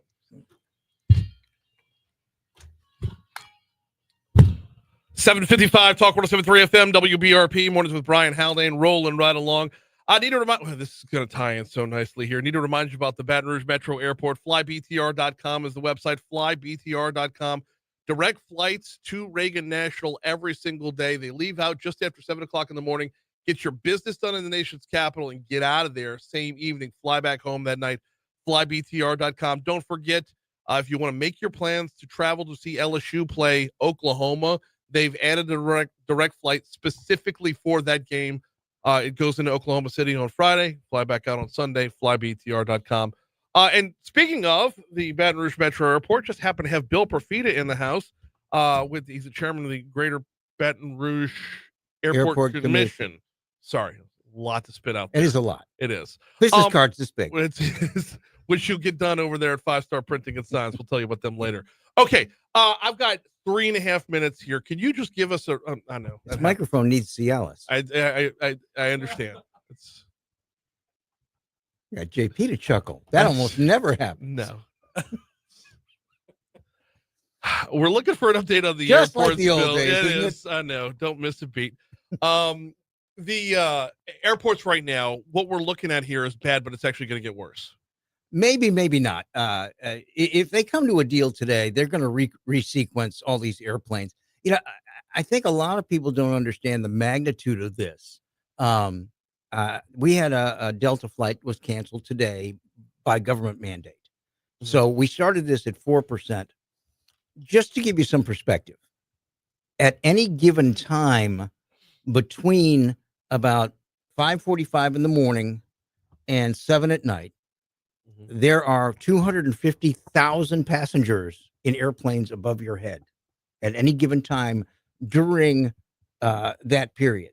So when we started this at 4%, that's 18,000 passengers. That's a rolling number. Yeah. Throughout all of that.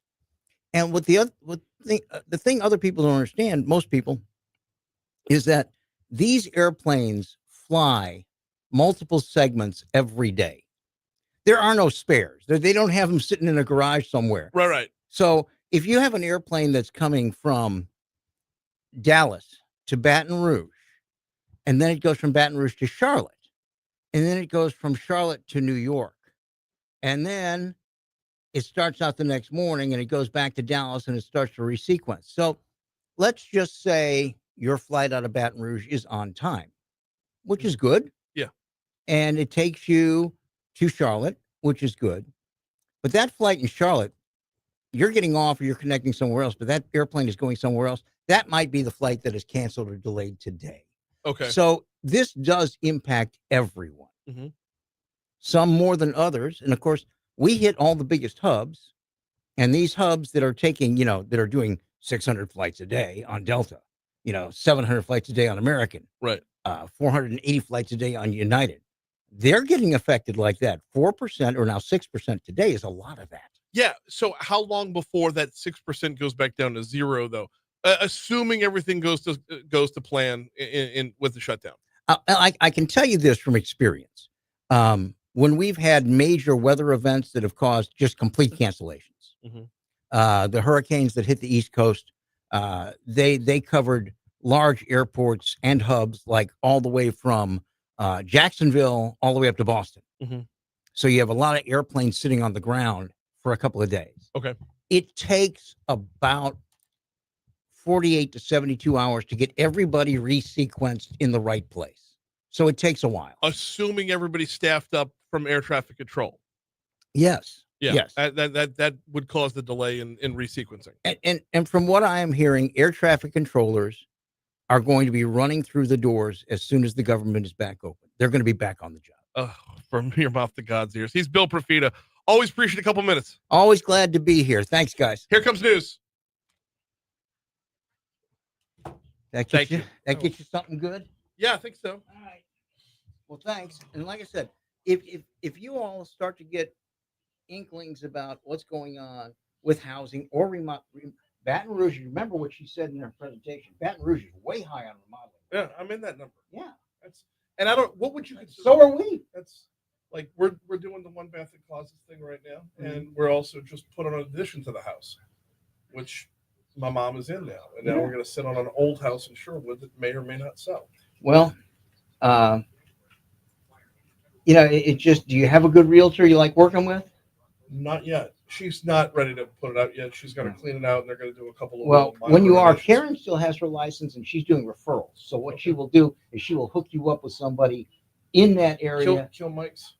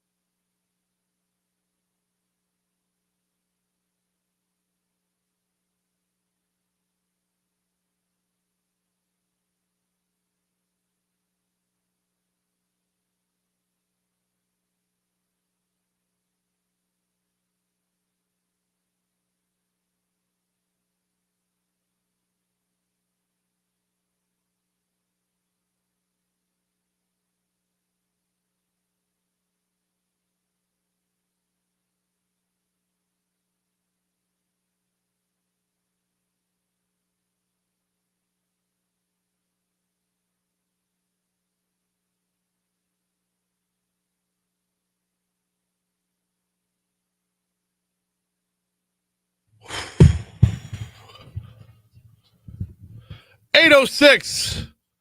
Talk 107.3 FM, WBRP. Mornings with Brian Halliday and rolling right along. Starting off the 8 o'clock hour at 36 degrees in downtown Baton Rouge. Busy hour for you this hour. We're talking Thrive EBR with Mason Batts from the mayor's office. That's coming up in our next segment. We're talking about the budget once again with District Attorney Hillar Moore. That's coming up at 8:35. It's a heavy money day because there's a lot to talk about. But before we get to any of that, got to remind you about the folks. I've got them on my list right here, so this actually works out nicely. 5-Star Printing and Signs, 271-409. This is like such a serendipitous live read day. 5-Star Printing and Signs, 271-4096 is their phone number. Give all your printed material a look around the office right now. If it's not worth commenting on, you need to upgrade. Danny and his team will collaborate with you. Printshop5.com for all the merch. They do vehicle wraps as well. 5-Star Printing and Signs. You know what else they do? They bring you this day in history.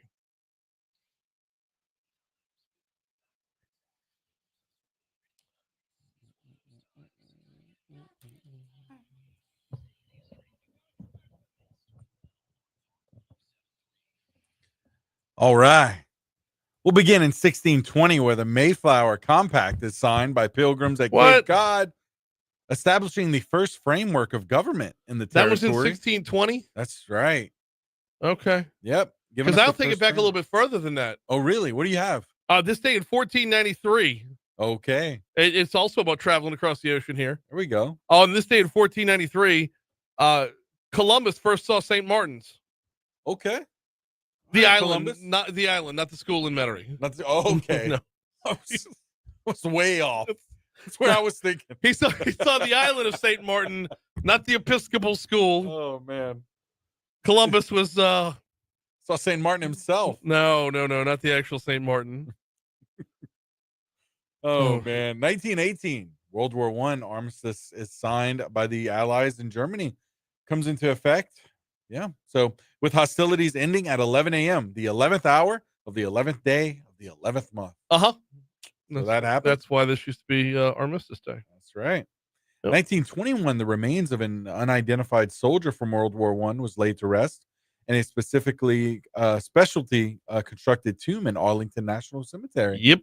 That was today. Yes, it was. And then music history here. 1957, Sun Records' release of Great Balls of Fire by Jerry Lee Lewis is released and sells 1 million copies in the first 10 days. Okay. The song wasn't that good. Well, you said that was in. So how about this in 1889?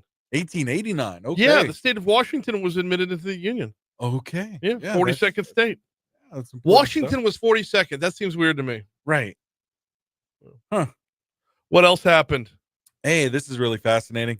1972, the Allman Brothers Band bass player Barry Oakley was killed when a motorcycle hit a bus at the same intersection as former band member Dwayne Allman, who had died a year earlier. At Oakley the was same intersection? Same intersection. Stop I going looked there. this up. This is wild. Anything else on this day? No, all I got's birthdays today. Yeah. Let's see. Starting off with actor Leonardo DiCaprio. Sure. Also along with actor Stanley Tucci. Okay. As well. Demi Moore today as well. Yep. George Patton. Yep. Kurt Vonnegut. Vonnegut. Oh, I thought it was Vonnegut. Nope. Kurt Vonnegut. Vonnegut. Abigail Adams as well today. And Jonathan Winters. Comedian Jonathan Winters. Add to that musician John Batiste from New Orleans. Okay, yeah. Oh, and Lucky Luciano. All right, yeah. Good stuff. Anything else? Nope. Okay. Kierkegaard today for deaths in 1855. Okay. Let's see who else we have. John Aniston. Okay. I believe that was father of Jennifer Aniston. I double checked that. Just don't want to make that claim. And also actor Robert Vaughn today. Okay. And of course today being Veterans Day. Today is Veterans Day. I want to remind you, 499-1073. If your business is offering something for veterans today, give us a call. JP will take your information off the air, and we'll give you the free plug. For example, Benny's Car Wash offering free car washes on Veterans Day for veterans. Who else did we have earlier? We had Chicken Salad Chick. Chicken Salad Chick, along with Fire and Ice heating company. Heating and cooling, Heating Fire and and cooling. Ice. Yep. They'll give you a free diagnostic for veterans today as well. So hit That's us up, 499-1073. If we can get you in on the air, we absolutely will. But if we'll get you in, JP can take your information off the air, and we'll make sure it gets back out as soon as we're up and running. That's right. And before we get out of here, I just want to remind everyone that Rouse's wants to help you cover the spread this football season. We're talking the ultimate tailgate spread: party trays, dips, fried chicken, anything you want to throw on the grill, plus plenty of ice cold drinks to wash it all down. All you have to do is register now at talk1073.com for your chance to win. One winner will be chosen each week, and everyone who registers will be entered into a drawing for a grand prize of postseason tickets. Rouse's Markets, your tailgating headquarters. Before we take our break, got to remind you about the folks over at Breck. Thanksgiving is fast approaching. The holidays are fast approaching. Breck has your camps available. You can learn more at breck.org. Of course, we're getting into the time of the year where the weather gets a little bit colder. You might not want to go out and enjoy any of the 175 parks that Breck has to offer in their gold medal award-winning system, but camps are still here. Camps are a definite thing and a constant when it comes to what are we doing with the kids over the holidays. Well, started off at breck.org. In the meanwhile, you can read up on all the rest of whatever it is you might be interested in as well. For example, if you are a Frisbee golf player, you can learn more about where you play Frisbee golf. Pickleball, they've got the pickleball. Pottery classes, line dancing classes, you name it. If you're interested in it, there's likely something for you over at breck.org. Quick break. Let's talk Thrive EBR next. Mason.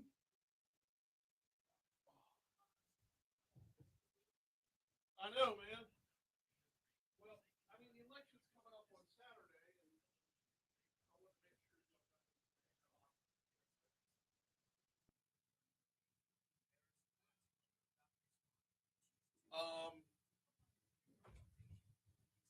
what angle do you want to take today so we're not repeating ourselves? Kill.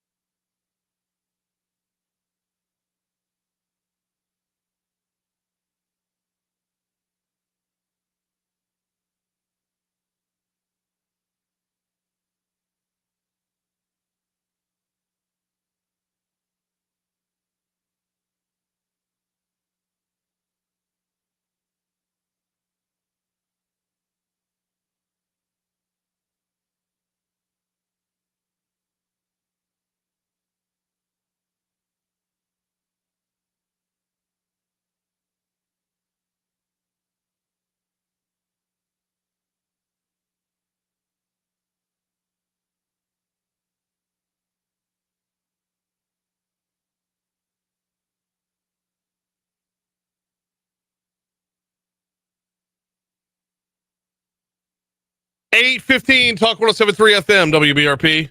Mornings with Brian Haldane, rolling right along. Thrive EBR will be, nope. I keep saying this wrong. Thrive EBR will not be on your ballot this Saturday. Propositions 1, 2, and 3 will be on your ballot this Saturday. Or if you've already voted, you can just kind of relax and enjoy the next 10 minutes because that's what we're talking about here.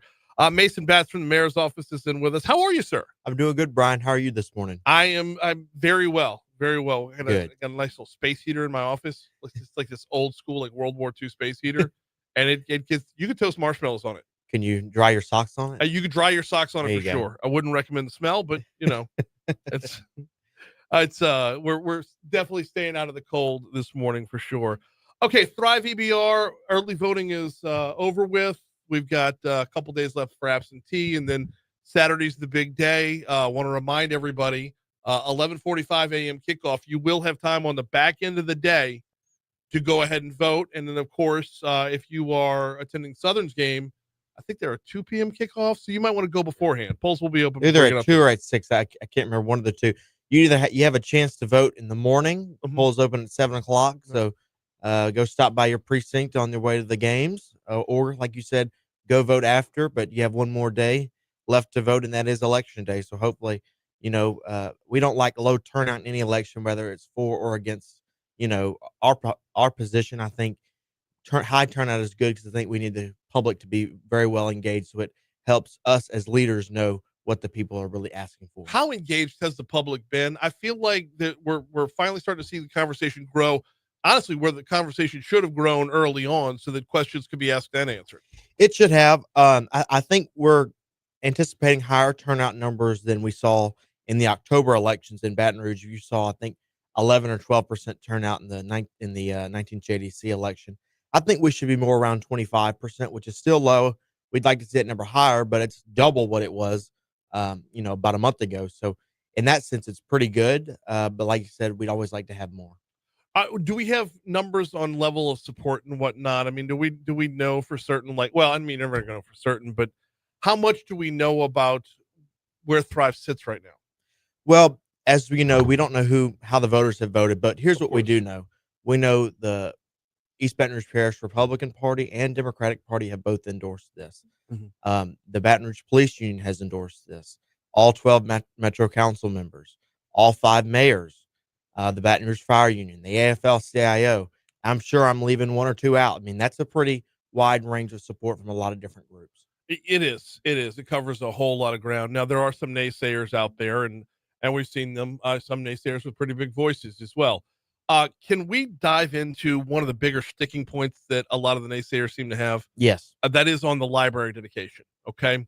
The library millage was, I want to say it was 11.1 and then was supposed to roll back to 9.8. Yeah, 9.89. Under Proposition 1, we'll go back to 11.1, but just, is it right at 3% of that or 3 mils of that rolls over to the city? Yeah, 2.8. Okay. So that's being touted as a tax increase. Right. I guess it all depends on the lens you're looking through. Right. It's not, to me, it's not an increase, but I'm not getting my decrease. It's like my coupon expired. Right. And when the reassessments go up, it'll be rolled back again. Okay. So every time the library has gone out, they've gone back out to that 11.1. That's kind of one of the things in the Louisiana Constitution that is kind of odd, that if you don't roll back up, then you lose it altogether. Okay. So you have to roll back up to get it, and then once the reassessment comes back, it'll be rolled back again. Okay. So what happens to the Thrive portion of that money once it does? What do you mean? So the library portion will be rolled back. Remember, we won't lose any money because that's when the reassessments happens and the assessor says your property is worth more. So you're paying the same. Gotcha. And so we're collecting the same amount of dollars. Okay. Now the flip side of this that gets conveniently ignored when talking about it rolling back up to 11.1 is that if you vote no, you're voting no to 11.1, you're voting no to 9.8, you're voting no to any amount of it at all. That's right. There's no middle ground here. There's no like third column that says yes, but. That's right. And sometimes we wish there was, but according to the Louisiana Bond Commission, we had to write it that way, and it has to be 200 words. Mm-hmm. That's why it's very ambiguous. It's like when you voted for movie BR, there was no list of projects on the ballot. You kind of had to trust that what people were saying was true. And while this isn't as specific as far as list of projects, but it is still ambiguous on the ballot. Well, and we had Metro Councilwoman Jenn Racca in the last hour talk about the budget, and we're going to have District Attorney Hillar Moore coming in, who has gone to the polls before, asking for please something help. Yeah. So what we're seeing here is the budget that's out there right now, the proposed budget that's out there right now, is being presented with the idea that Thrive does not pass. That's That Props right. 1, 2, and 3 do not pass. That's right. So we're already looking at the worst case scenario there. That's right. What we have the possibility to do here is not take the blow that could be impacted, not take that 11% cut across constitutionally mandated offices. Do we have numbers that would show how much of a cushion we'd get? Well, I mean, we would have about $21 million that we don't have right now. And that would allow us to fully fund those constitutional offices back to the rate that they were, so they wouldn't get a cut. And then some of your more important departments in the city parish, like transportation and drainage, for example, we're going to try to restore those as best as we can. But we're still going to have to make cuts, Brian. You know, Thrive is not a save all. You know, Right. Thrive is just keeps us going a little bit longer. Well, and by the way, Mason Batts from the mayor's office is our guest. We're talking about Thrive EBR, going to be on the November 15th ballot in the forms of propositions 1, 2, and 3. And it from the start, y'all's messaging has been, this is, I think stopgap kind of undersells it, but it's a bridge. Yeah, this isn't a permanent city parish funding plan. that's right. This is to get us, buy us a little time, get us loose to where y'all get your feet underneath you. Yeah, you know, and a lot of people think, oh, well, this is just a 1-year fix. Well, it's not a 1-year fix. We're paying off long-standing debt that'll help us for years and years to come. I see a Dave Ramsey book behind me here in your studio, and living by his philosophy is something we're trying to get to. We got to pay down this debt, and that'll help us go a long way in the future. I need to send Dave Ramsey a bill. That's the 4th Dave Ramsey mention in this show alone today. He's getting too much free pub around here. By the way, 1 to 4. Dave Ramsey, the Ramsey Show, 1 to 4, right here on Talk 107.3 FM. Let's talk about when we talk about the library dedication, the mosquito abatement and rodent control millage, and the council on aging millage as well. One of the things that gets neglected from a naysayer's perspective is these 3 parties are willing and eager. That's right. They all came to us on this, contrary to what you may hear in the news. You know, there was the first library plan, and that one, you know, we got with the council and they got with the library, and then we all kind of got together and came up with this plan. Well, Ready and Willing came to Council on Aging and Mosquito Control and said, hey, look, this is what we can do to be a part of this plan too for the future of this parish. The Thrive, the 3 different ones, the library is obviously the biggest of the 3, but the other 2, I don't know if they get mentioned enough. We all talk about the library because we all love our libraries. We have gorgeous libraries. We have wonderful libraries, great libraries. We have wonderful libraries in East Baton Rouge Parish. But those other 2 do serve really great purposes in Baton Rouge. And I worry that we would cut off our nose to spite our face. Yeah, I think so. You know, I was with the Council on Aging a couple of weeks ago, you know, with the SNAP issues, and they got donations and things, and they passed out 2,000 meals to seniors in this parish. Wow. Who were going to lose their SNAP benefits. And that's our elderly. We have to take care of our elderly. And that's why we were so thankful that they were willing to come to us and say, we can help the parish get along a little better too. We got Mason Batson with us from the mayor's office. Talk about the 3 props that are on the ballot this Saturday that comprise Thrive EBR. Mason, you mentioned that all 12 Metro Council members are on board. Did y'all make Daryl go first? I mean, having all 12 council members agree on the time of day is impossible. It is. So that we're very blessed that they all, you know, they were all so helpful in coming up with this plan, and so they said this is the best plan for this parish. And you mentioned the Republican Party of not just EBR, but I believe the state Republican Party endorsed it as well. I believe so. All right, let's talk about that from a conservative perspective. I'm a conservative. Yep. I'm a fiscal conservative. And I've also been very vocal about my support of this as well. Right. So understand that I have a take on this. I'm not, I'm not completely disconnected journalist here. I do have my level of support here.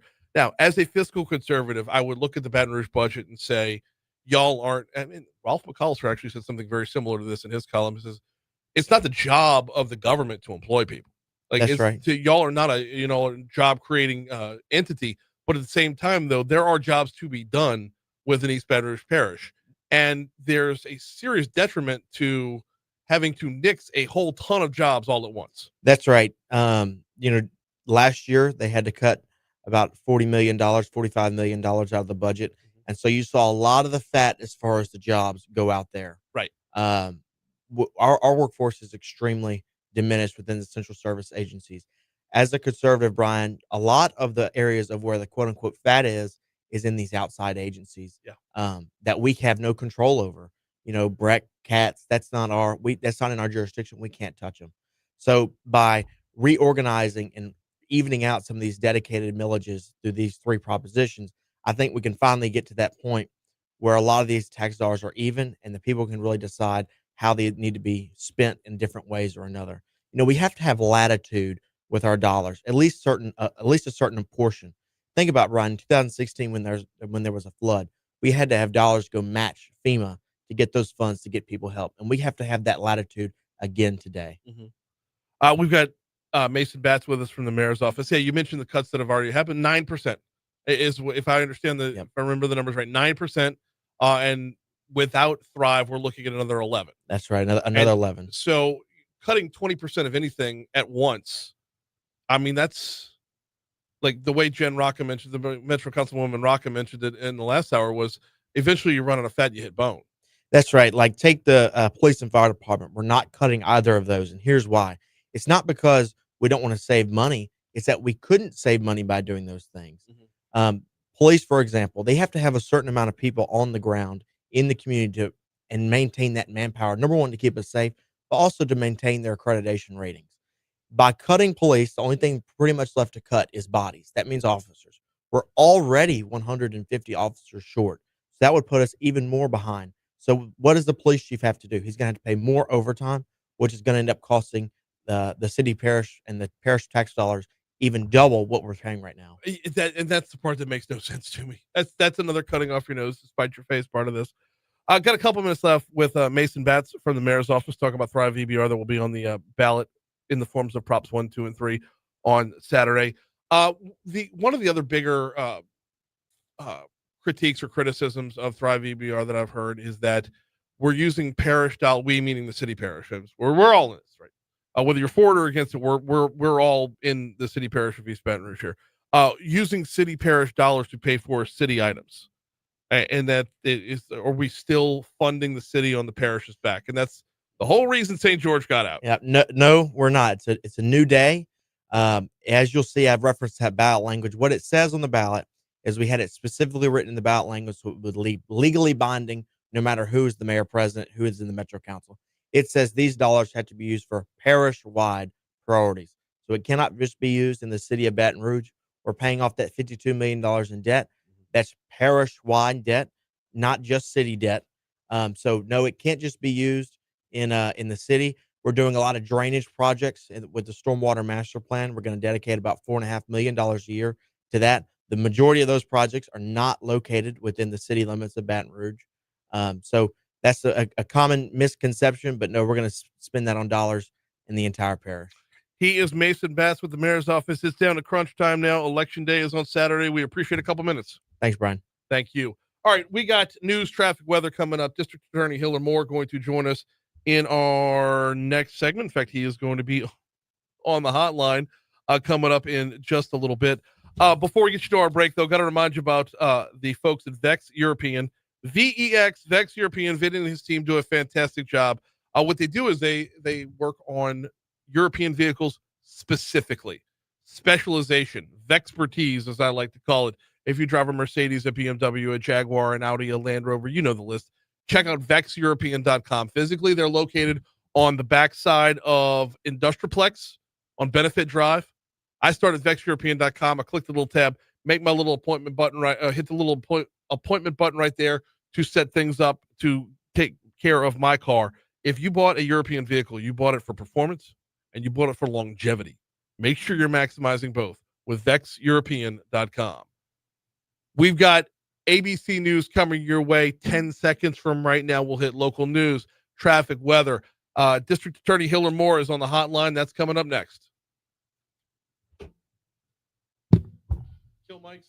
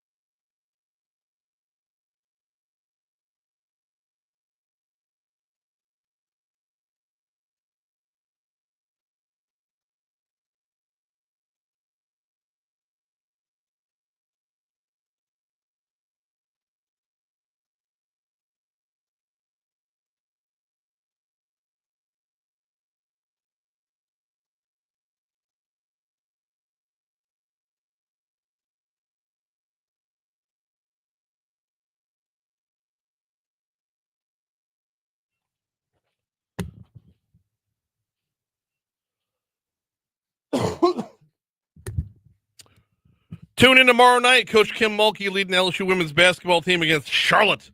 Coverage begins at 6:30, tip-off at 7. We're proud to bring you every game all season long on your home, only on your home for LSU women's basketball. Talk 107.3 FM.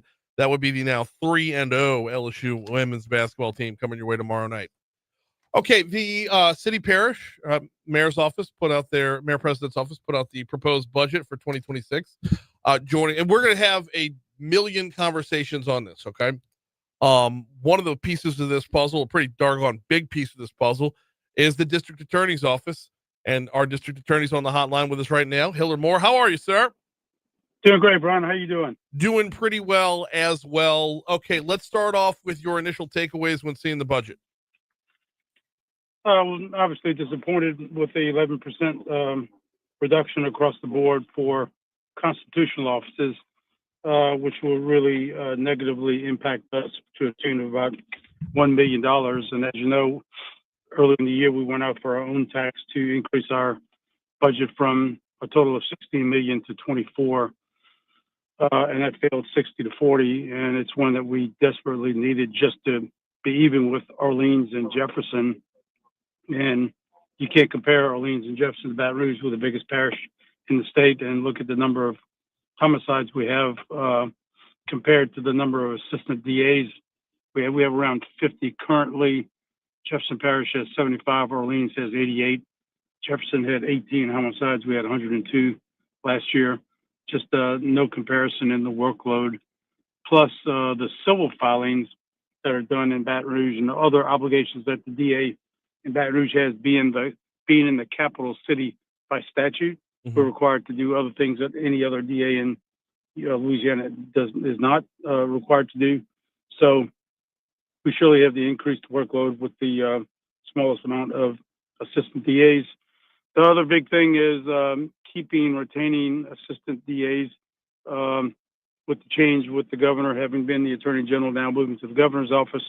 He took a lot of assistant attorney generals, and then the attorney general came in and knew very well the good ADAs that we have here, and took several of our ADAs as well as others becoming judges and magistrates, and now recently ICE hires, paying a lot more one day in court, a workload of maybe 20-something cases versus 400. Do the math, it's pretty simple. So we lost around 30 assistant DAs in 16 months. So we are struggling, to say the least, and then that cut really hurts us bad.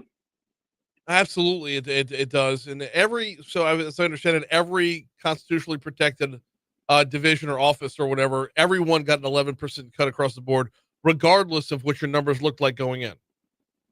That's correct. And, the mayor and the city council told us at the beginning of the year going in, hey, be prepared for big budget cuts.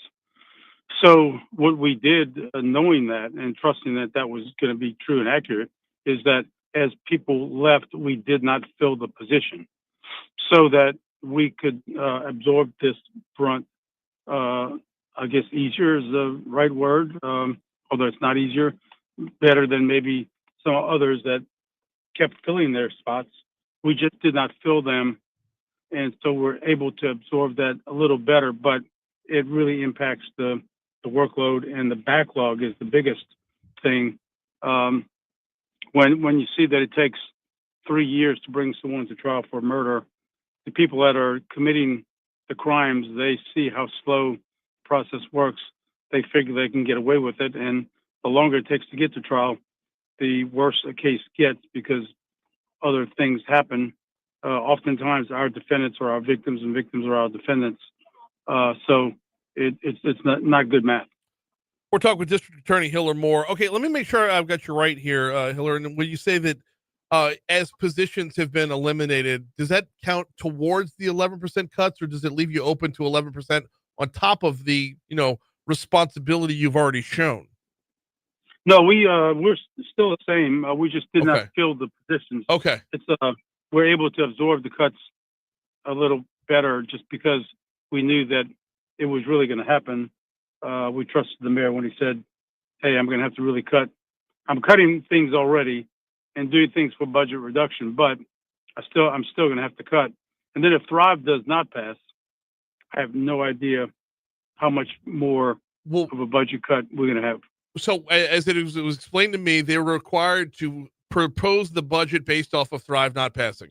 But it would be fudging. Correct. It would be fudging the numbers to propose a budget based off of Thrive passing, have it not pass, and then they have to rework it. So if you got to rework it, you've got to work in a positive direction, not negative.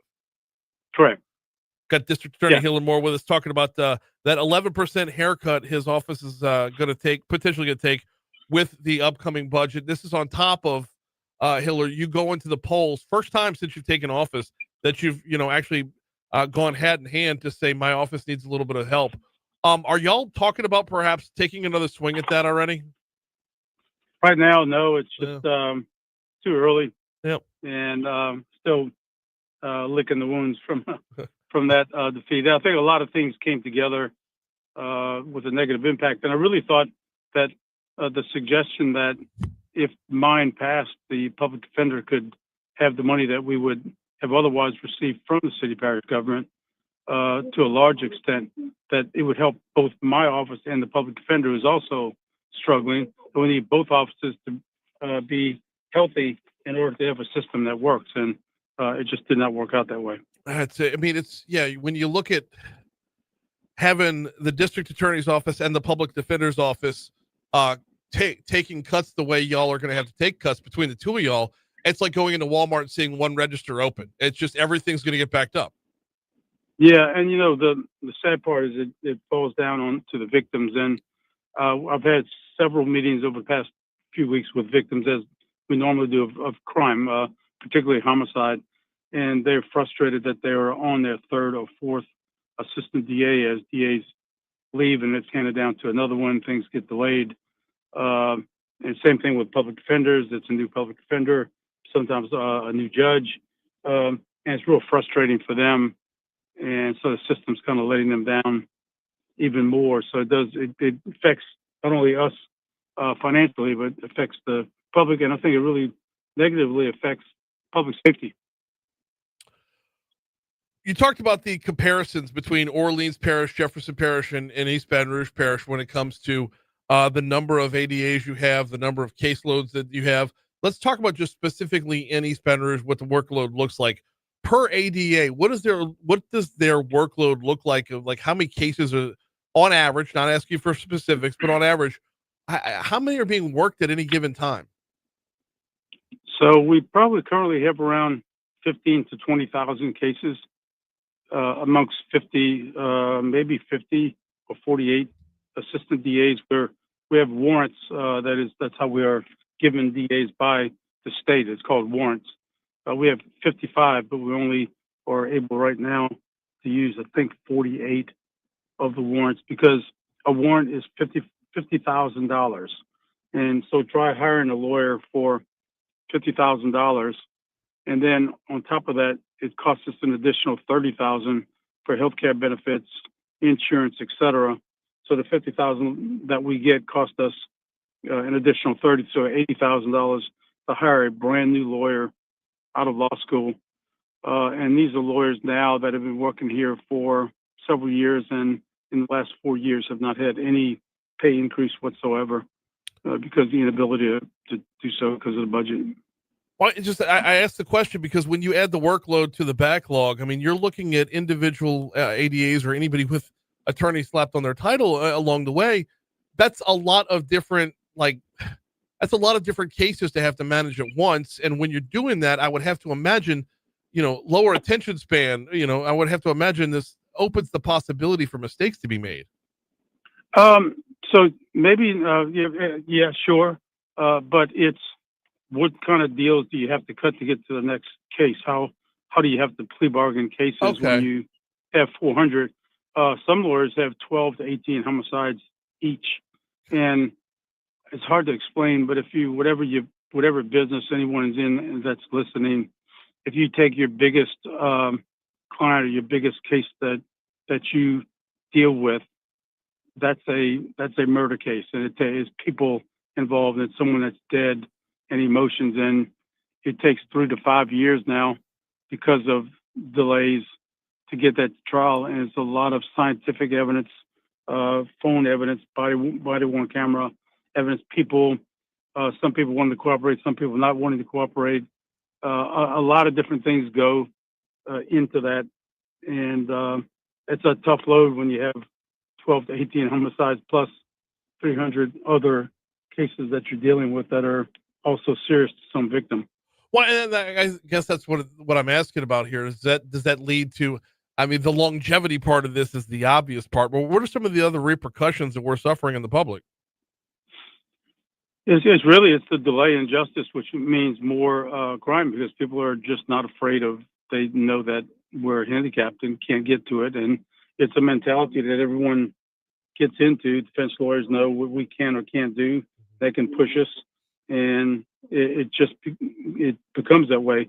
The biggest thing, in addition to the lack of money and that I see, is it's the stress that I see and feel in these people's faces and eyes, and when we talk to them, and it's not just lawyers; it's victims' assistants, counselors who hold the hands of these victims every day. We have a hard time replacing them. Now obtaining Spanish-speaking victims assistance counselors. It's the stress in their eyes when moms come to me and say, "Hillar, I just got a job offer and I'm getting paid $20,000 or $30,000 more a year. I want to keep my job, but I just can't do it any longer. I can't work here on the weekends and be a mother to my 3 children. And I'm sorry, but I have to go." And my answer is, you must go. Yeah. And that's the only fair answer to give. He is District Attorney Hillar Moore. I want to squeeze one more in here, and that is recourse here. I mean, aside from just shouting from the rooftops, is there any way that you can, lobby or work more money back in?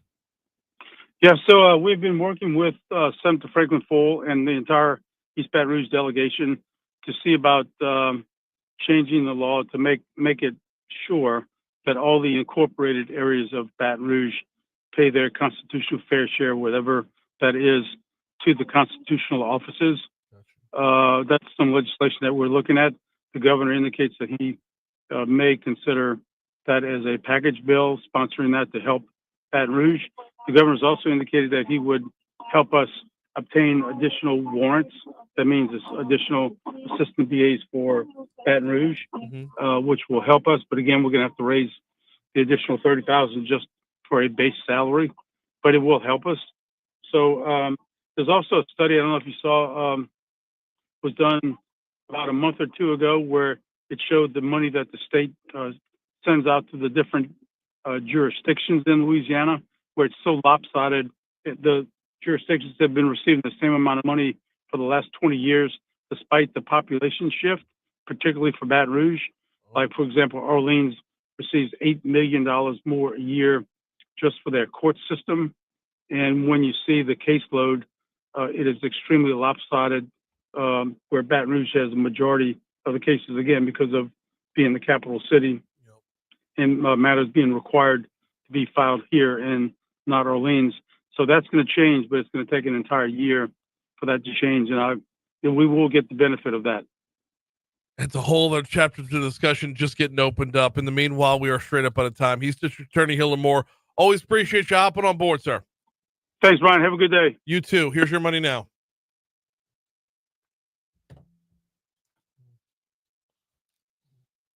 I don't see this post she's talking about. The discounts for... I didn't see it on his Facebook either, but I did find a list on WAFB. Oh, okay. Go for it then. That would help. Yeah. I didn't see it either. I saw a list, but I think it was for a SNAP recipient. Oh, yeah.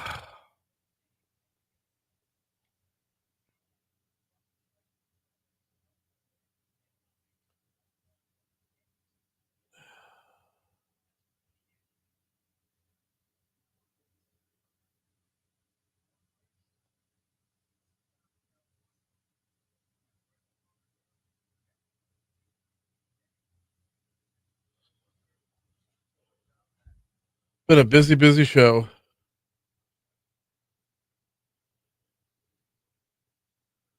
What do I have after the show today? Nothing good. All right.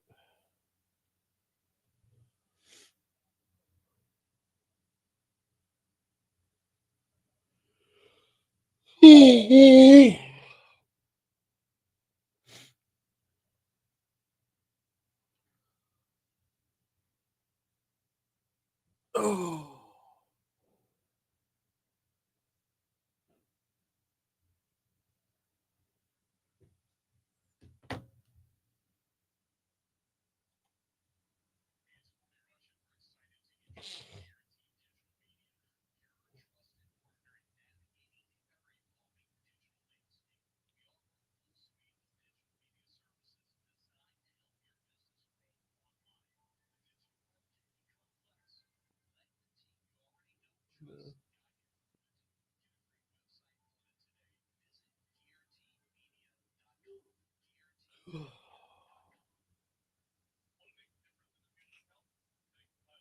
Yeah, why not?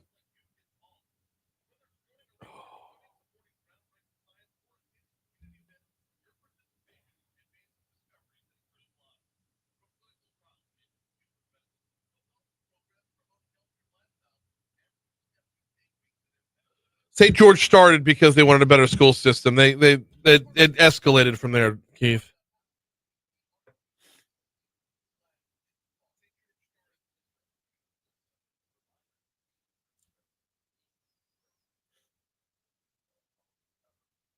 Sean, that's a good question. I'll ask you in the next interview.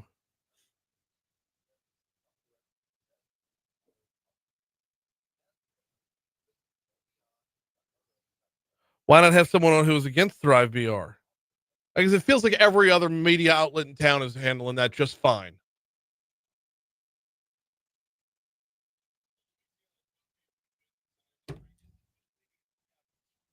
That's the shit that pisses me off.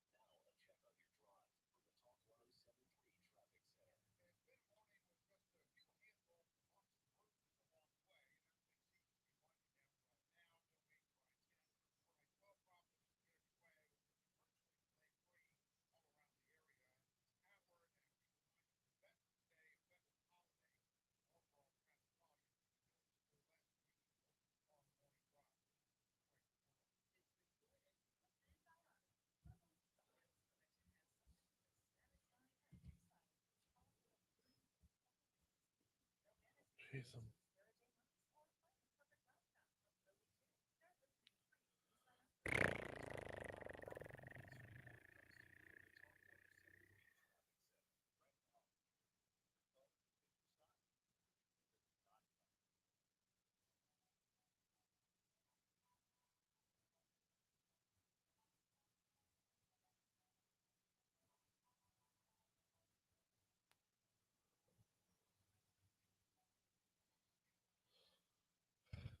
856 Talk 1073 FM WBRP.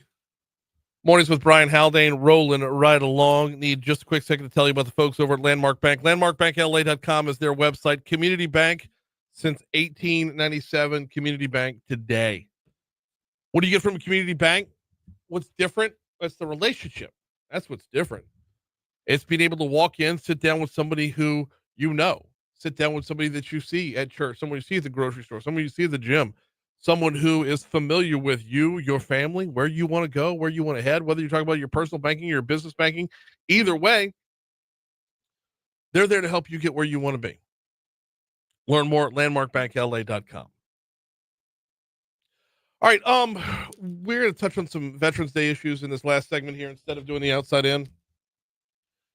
JP, we had a couple people call in throughout the show. We were offering this up. If you wanted to promote your business and you're offering some sort of Veterans Day discount, to give us a call at 499-1073. Benny's Car Wash, free car washes for veterans today. What was the who was the Chicken Salad Chick? Chicken Salad Chick was free meals for veterans, and Fire and Ice. Fire and Ice Heating. Those were the three that we took over the phone. Free diagnostic. Free diagnostic, yeah. Those were the three we took over the phone. But you haven't. We don't. You found some more. I did. It looks like Academy is actually offering a 10% off their entire purchase online or in store today. Okay. Applebee's as well today. They get a complimentary full-size entree. Awesome. For dining customers only. Okay. Another Broken Egg Cafe is offering also very cool stuff. Discounts. Looks like that's a complimentary Patriot French toast, topped with strawberries, blueberries, and whipped cream today. Of course, you mentioned Benny's. Yeah. There's a bunch. California Pizza looks like all veterans and active military members get a free entree from the restaurant's special Veterans Day menu as well today. Like that. Chili's also in that mix. Cracker Barrel. All right. Get a free sunrise pancake special. And yeah, the Golden Corral, Hooters, IHOP, Little Caesars all right, so the list stacks up pretty good. It does. Good number of folks out there are offering up discounts for Torchy's veterans as well. Throw that in there. Wait, what's the last one? Torchy's. Oh, tacos over there by Mathern. Yeah. Okay. Throw that in there. Yeah. I mean, they're right there in the Nicholson Gateway Shopping Center. That's right across the street from Tiger Stadium. That's where you find Mathern's. It's right behind Torchy's Tacos. Good stuff. The LSU School of Information Studies is marking Veterans Day, and you heard this in our news at the bottom of the hour, with a $91,000 grant aimed at preserving the records of Vietnam-era military veterans. Dr. Edward Benoit, interim director of SIS, says the 2-year planning project is going to create a program for librarians, archivists, and veteran service organizations to help those veterans document and preserve those records. Cut 4. Are either official documentation or more personal nature, like photographs or journals, things of that nature. That's pretty cool, but to do what with it? You know, hopefully it's, well, if it's there for them, that's plenty. Dr. Benoit says so many Vietnam era veterans, average age is 75 at this point. They lack complete documentation of their military experience due to lost or destroyed records. So the hope is to kind of bring that back, if only a little bit. A lot of that's going to do it for us. We don't have time for the rest of the sound bites there. I just wanted to touch on that story briefly. Moon Griffon's next.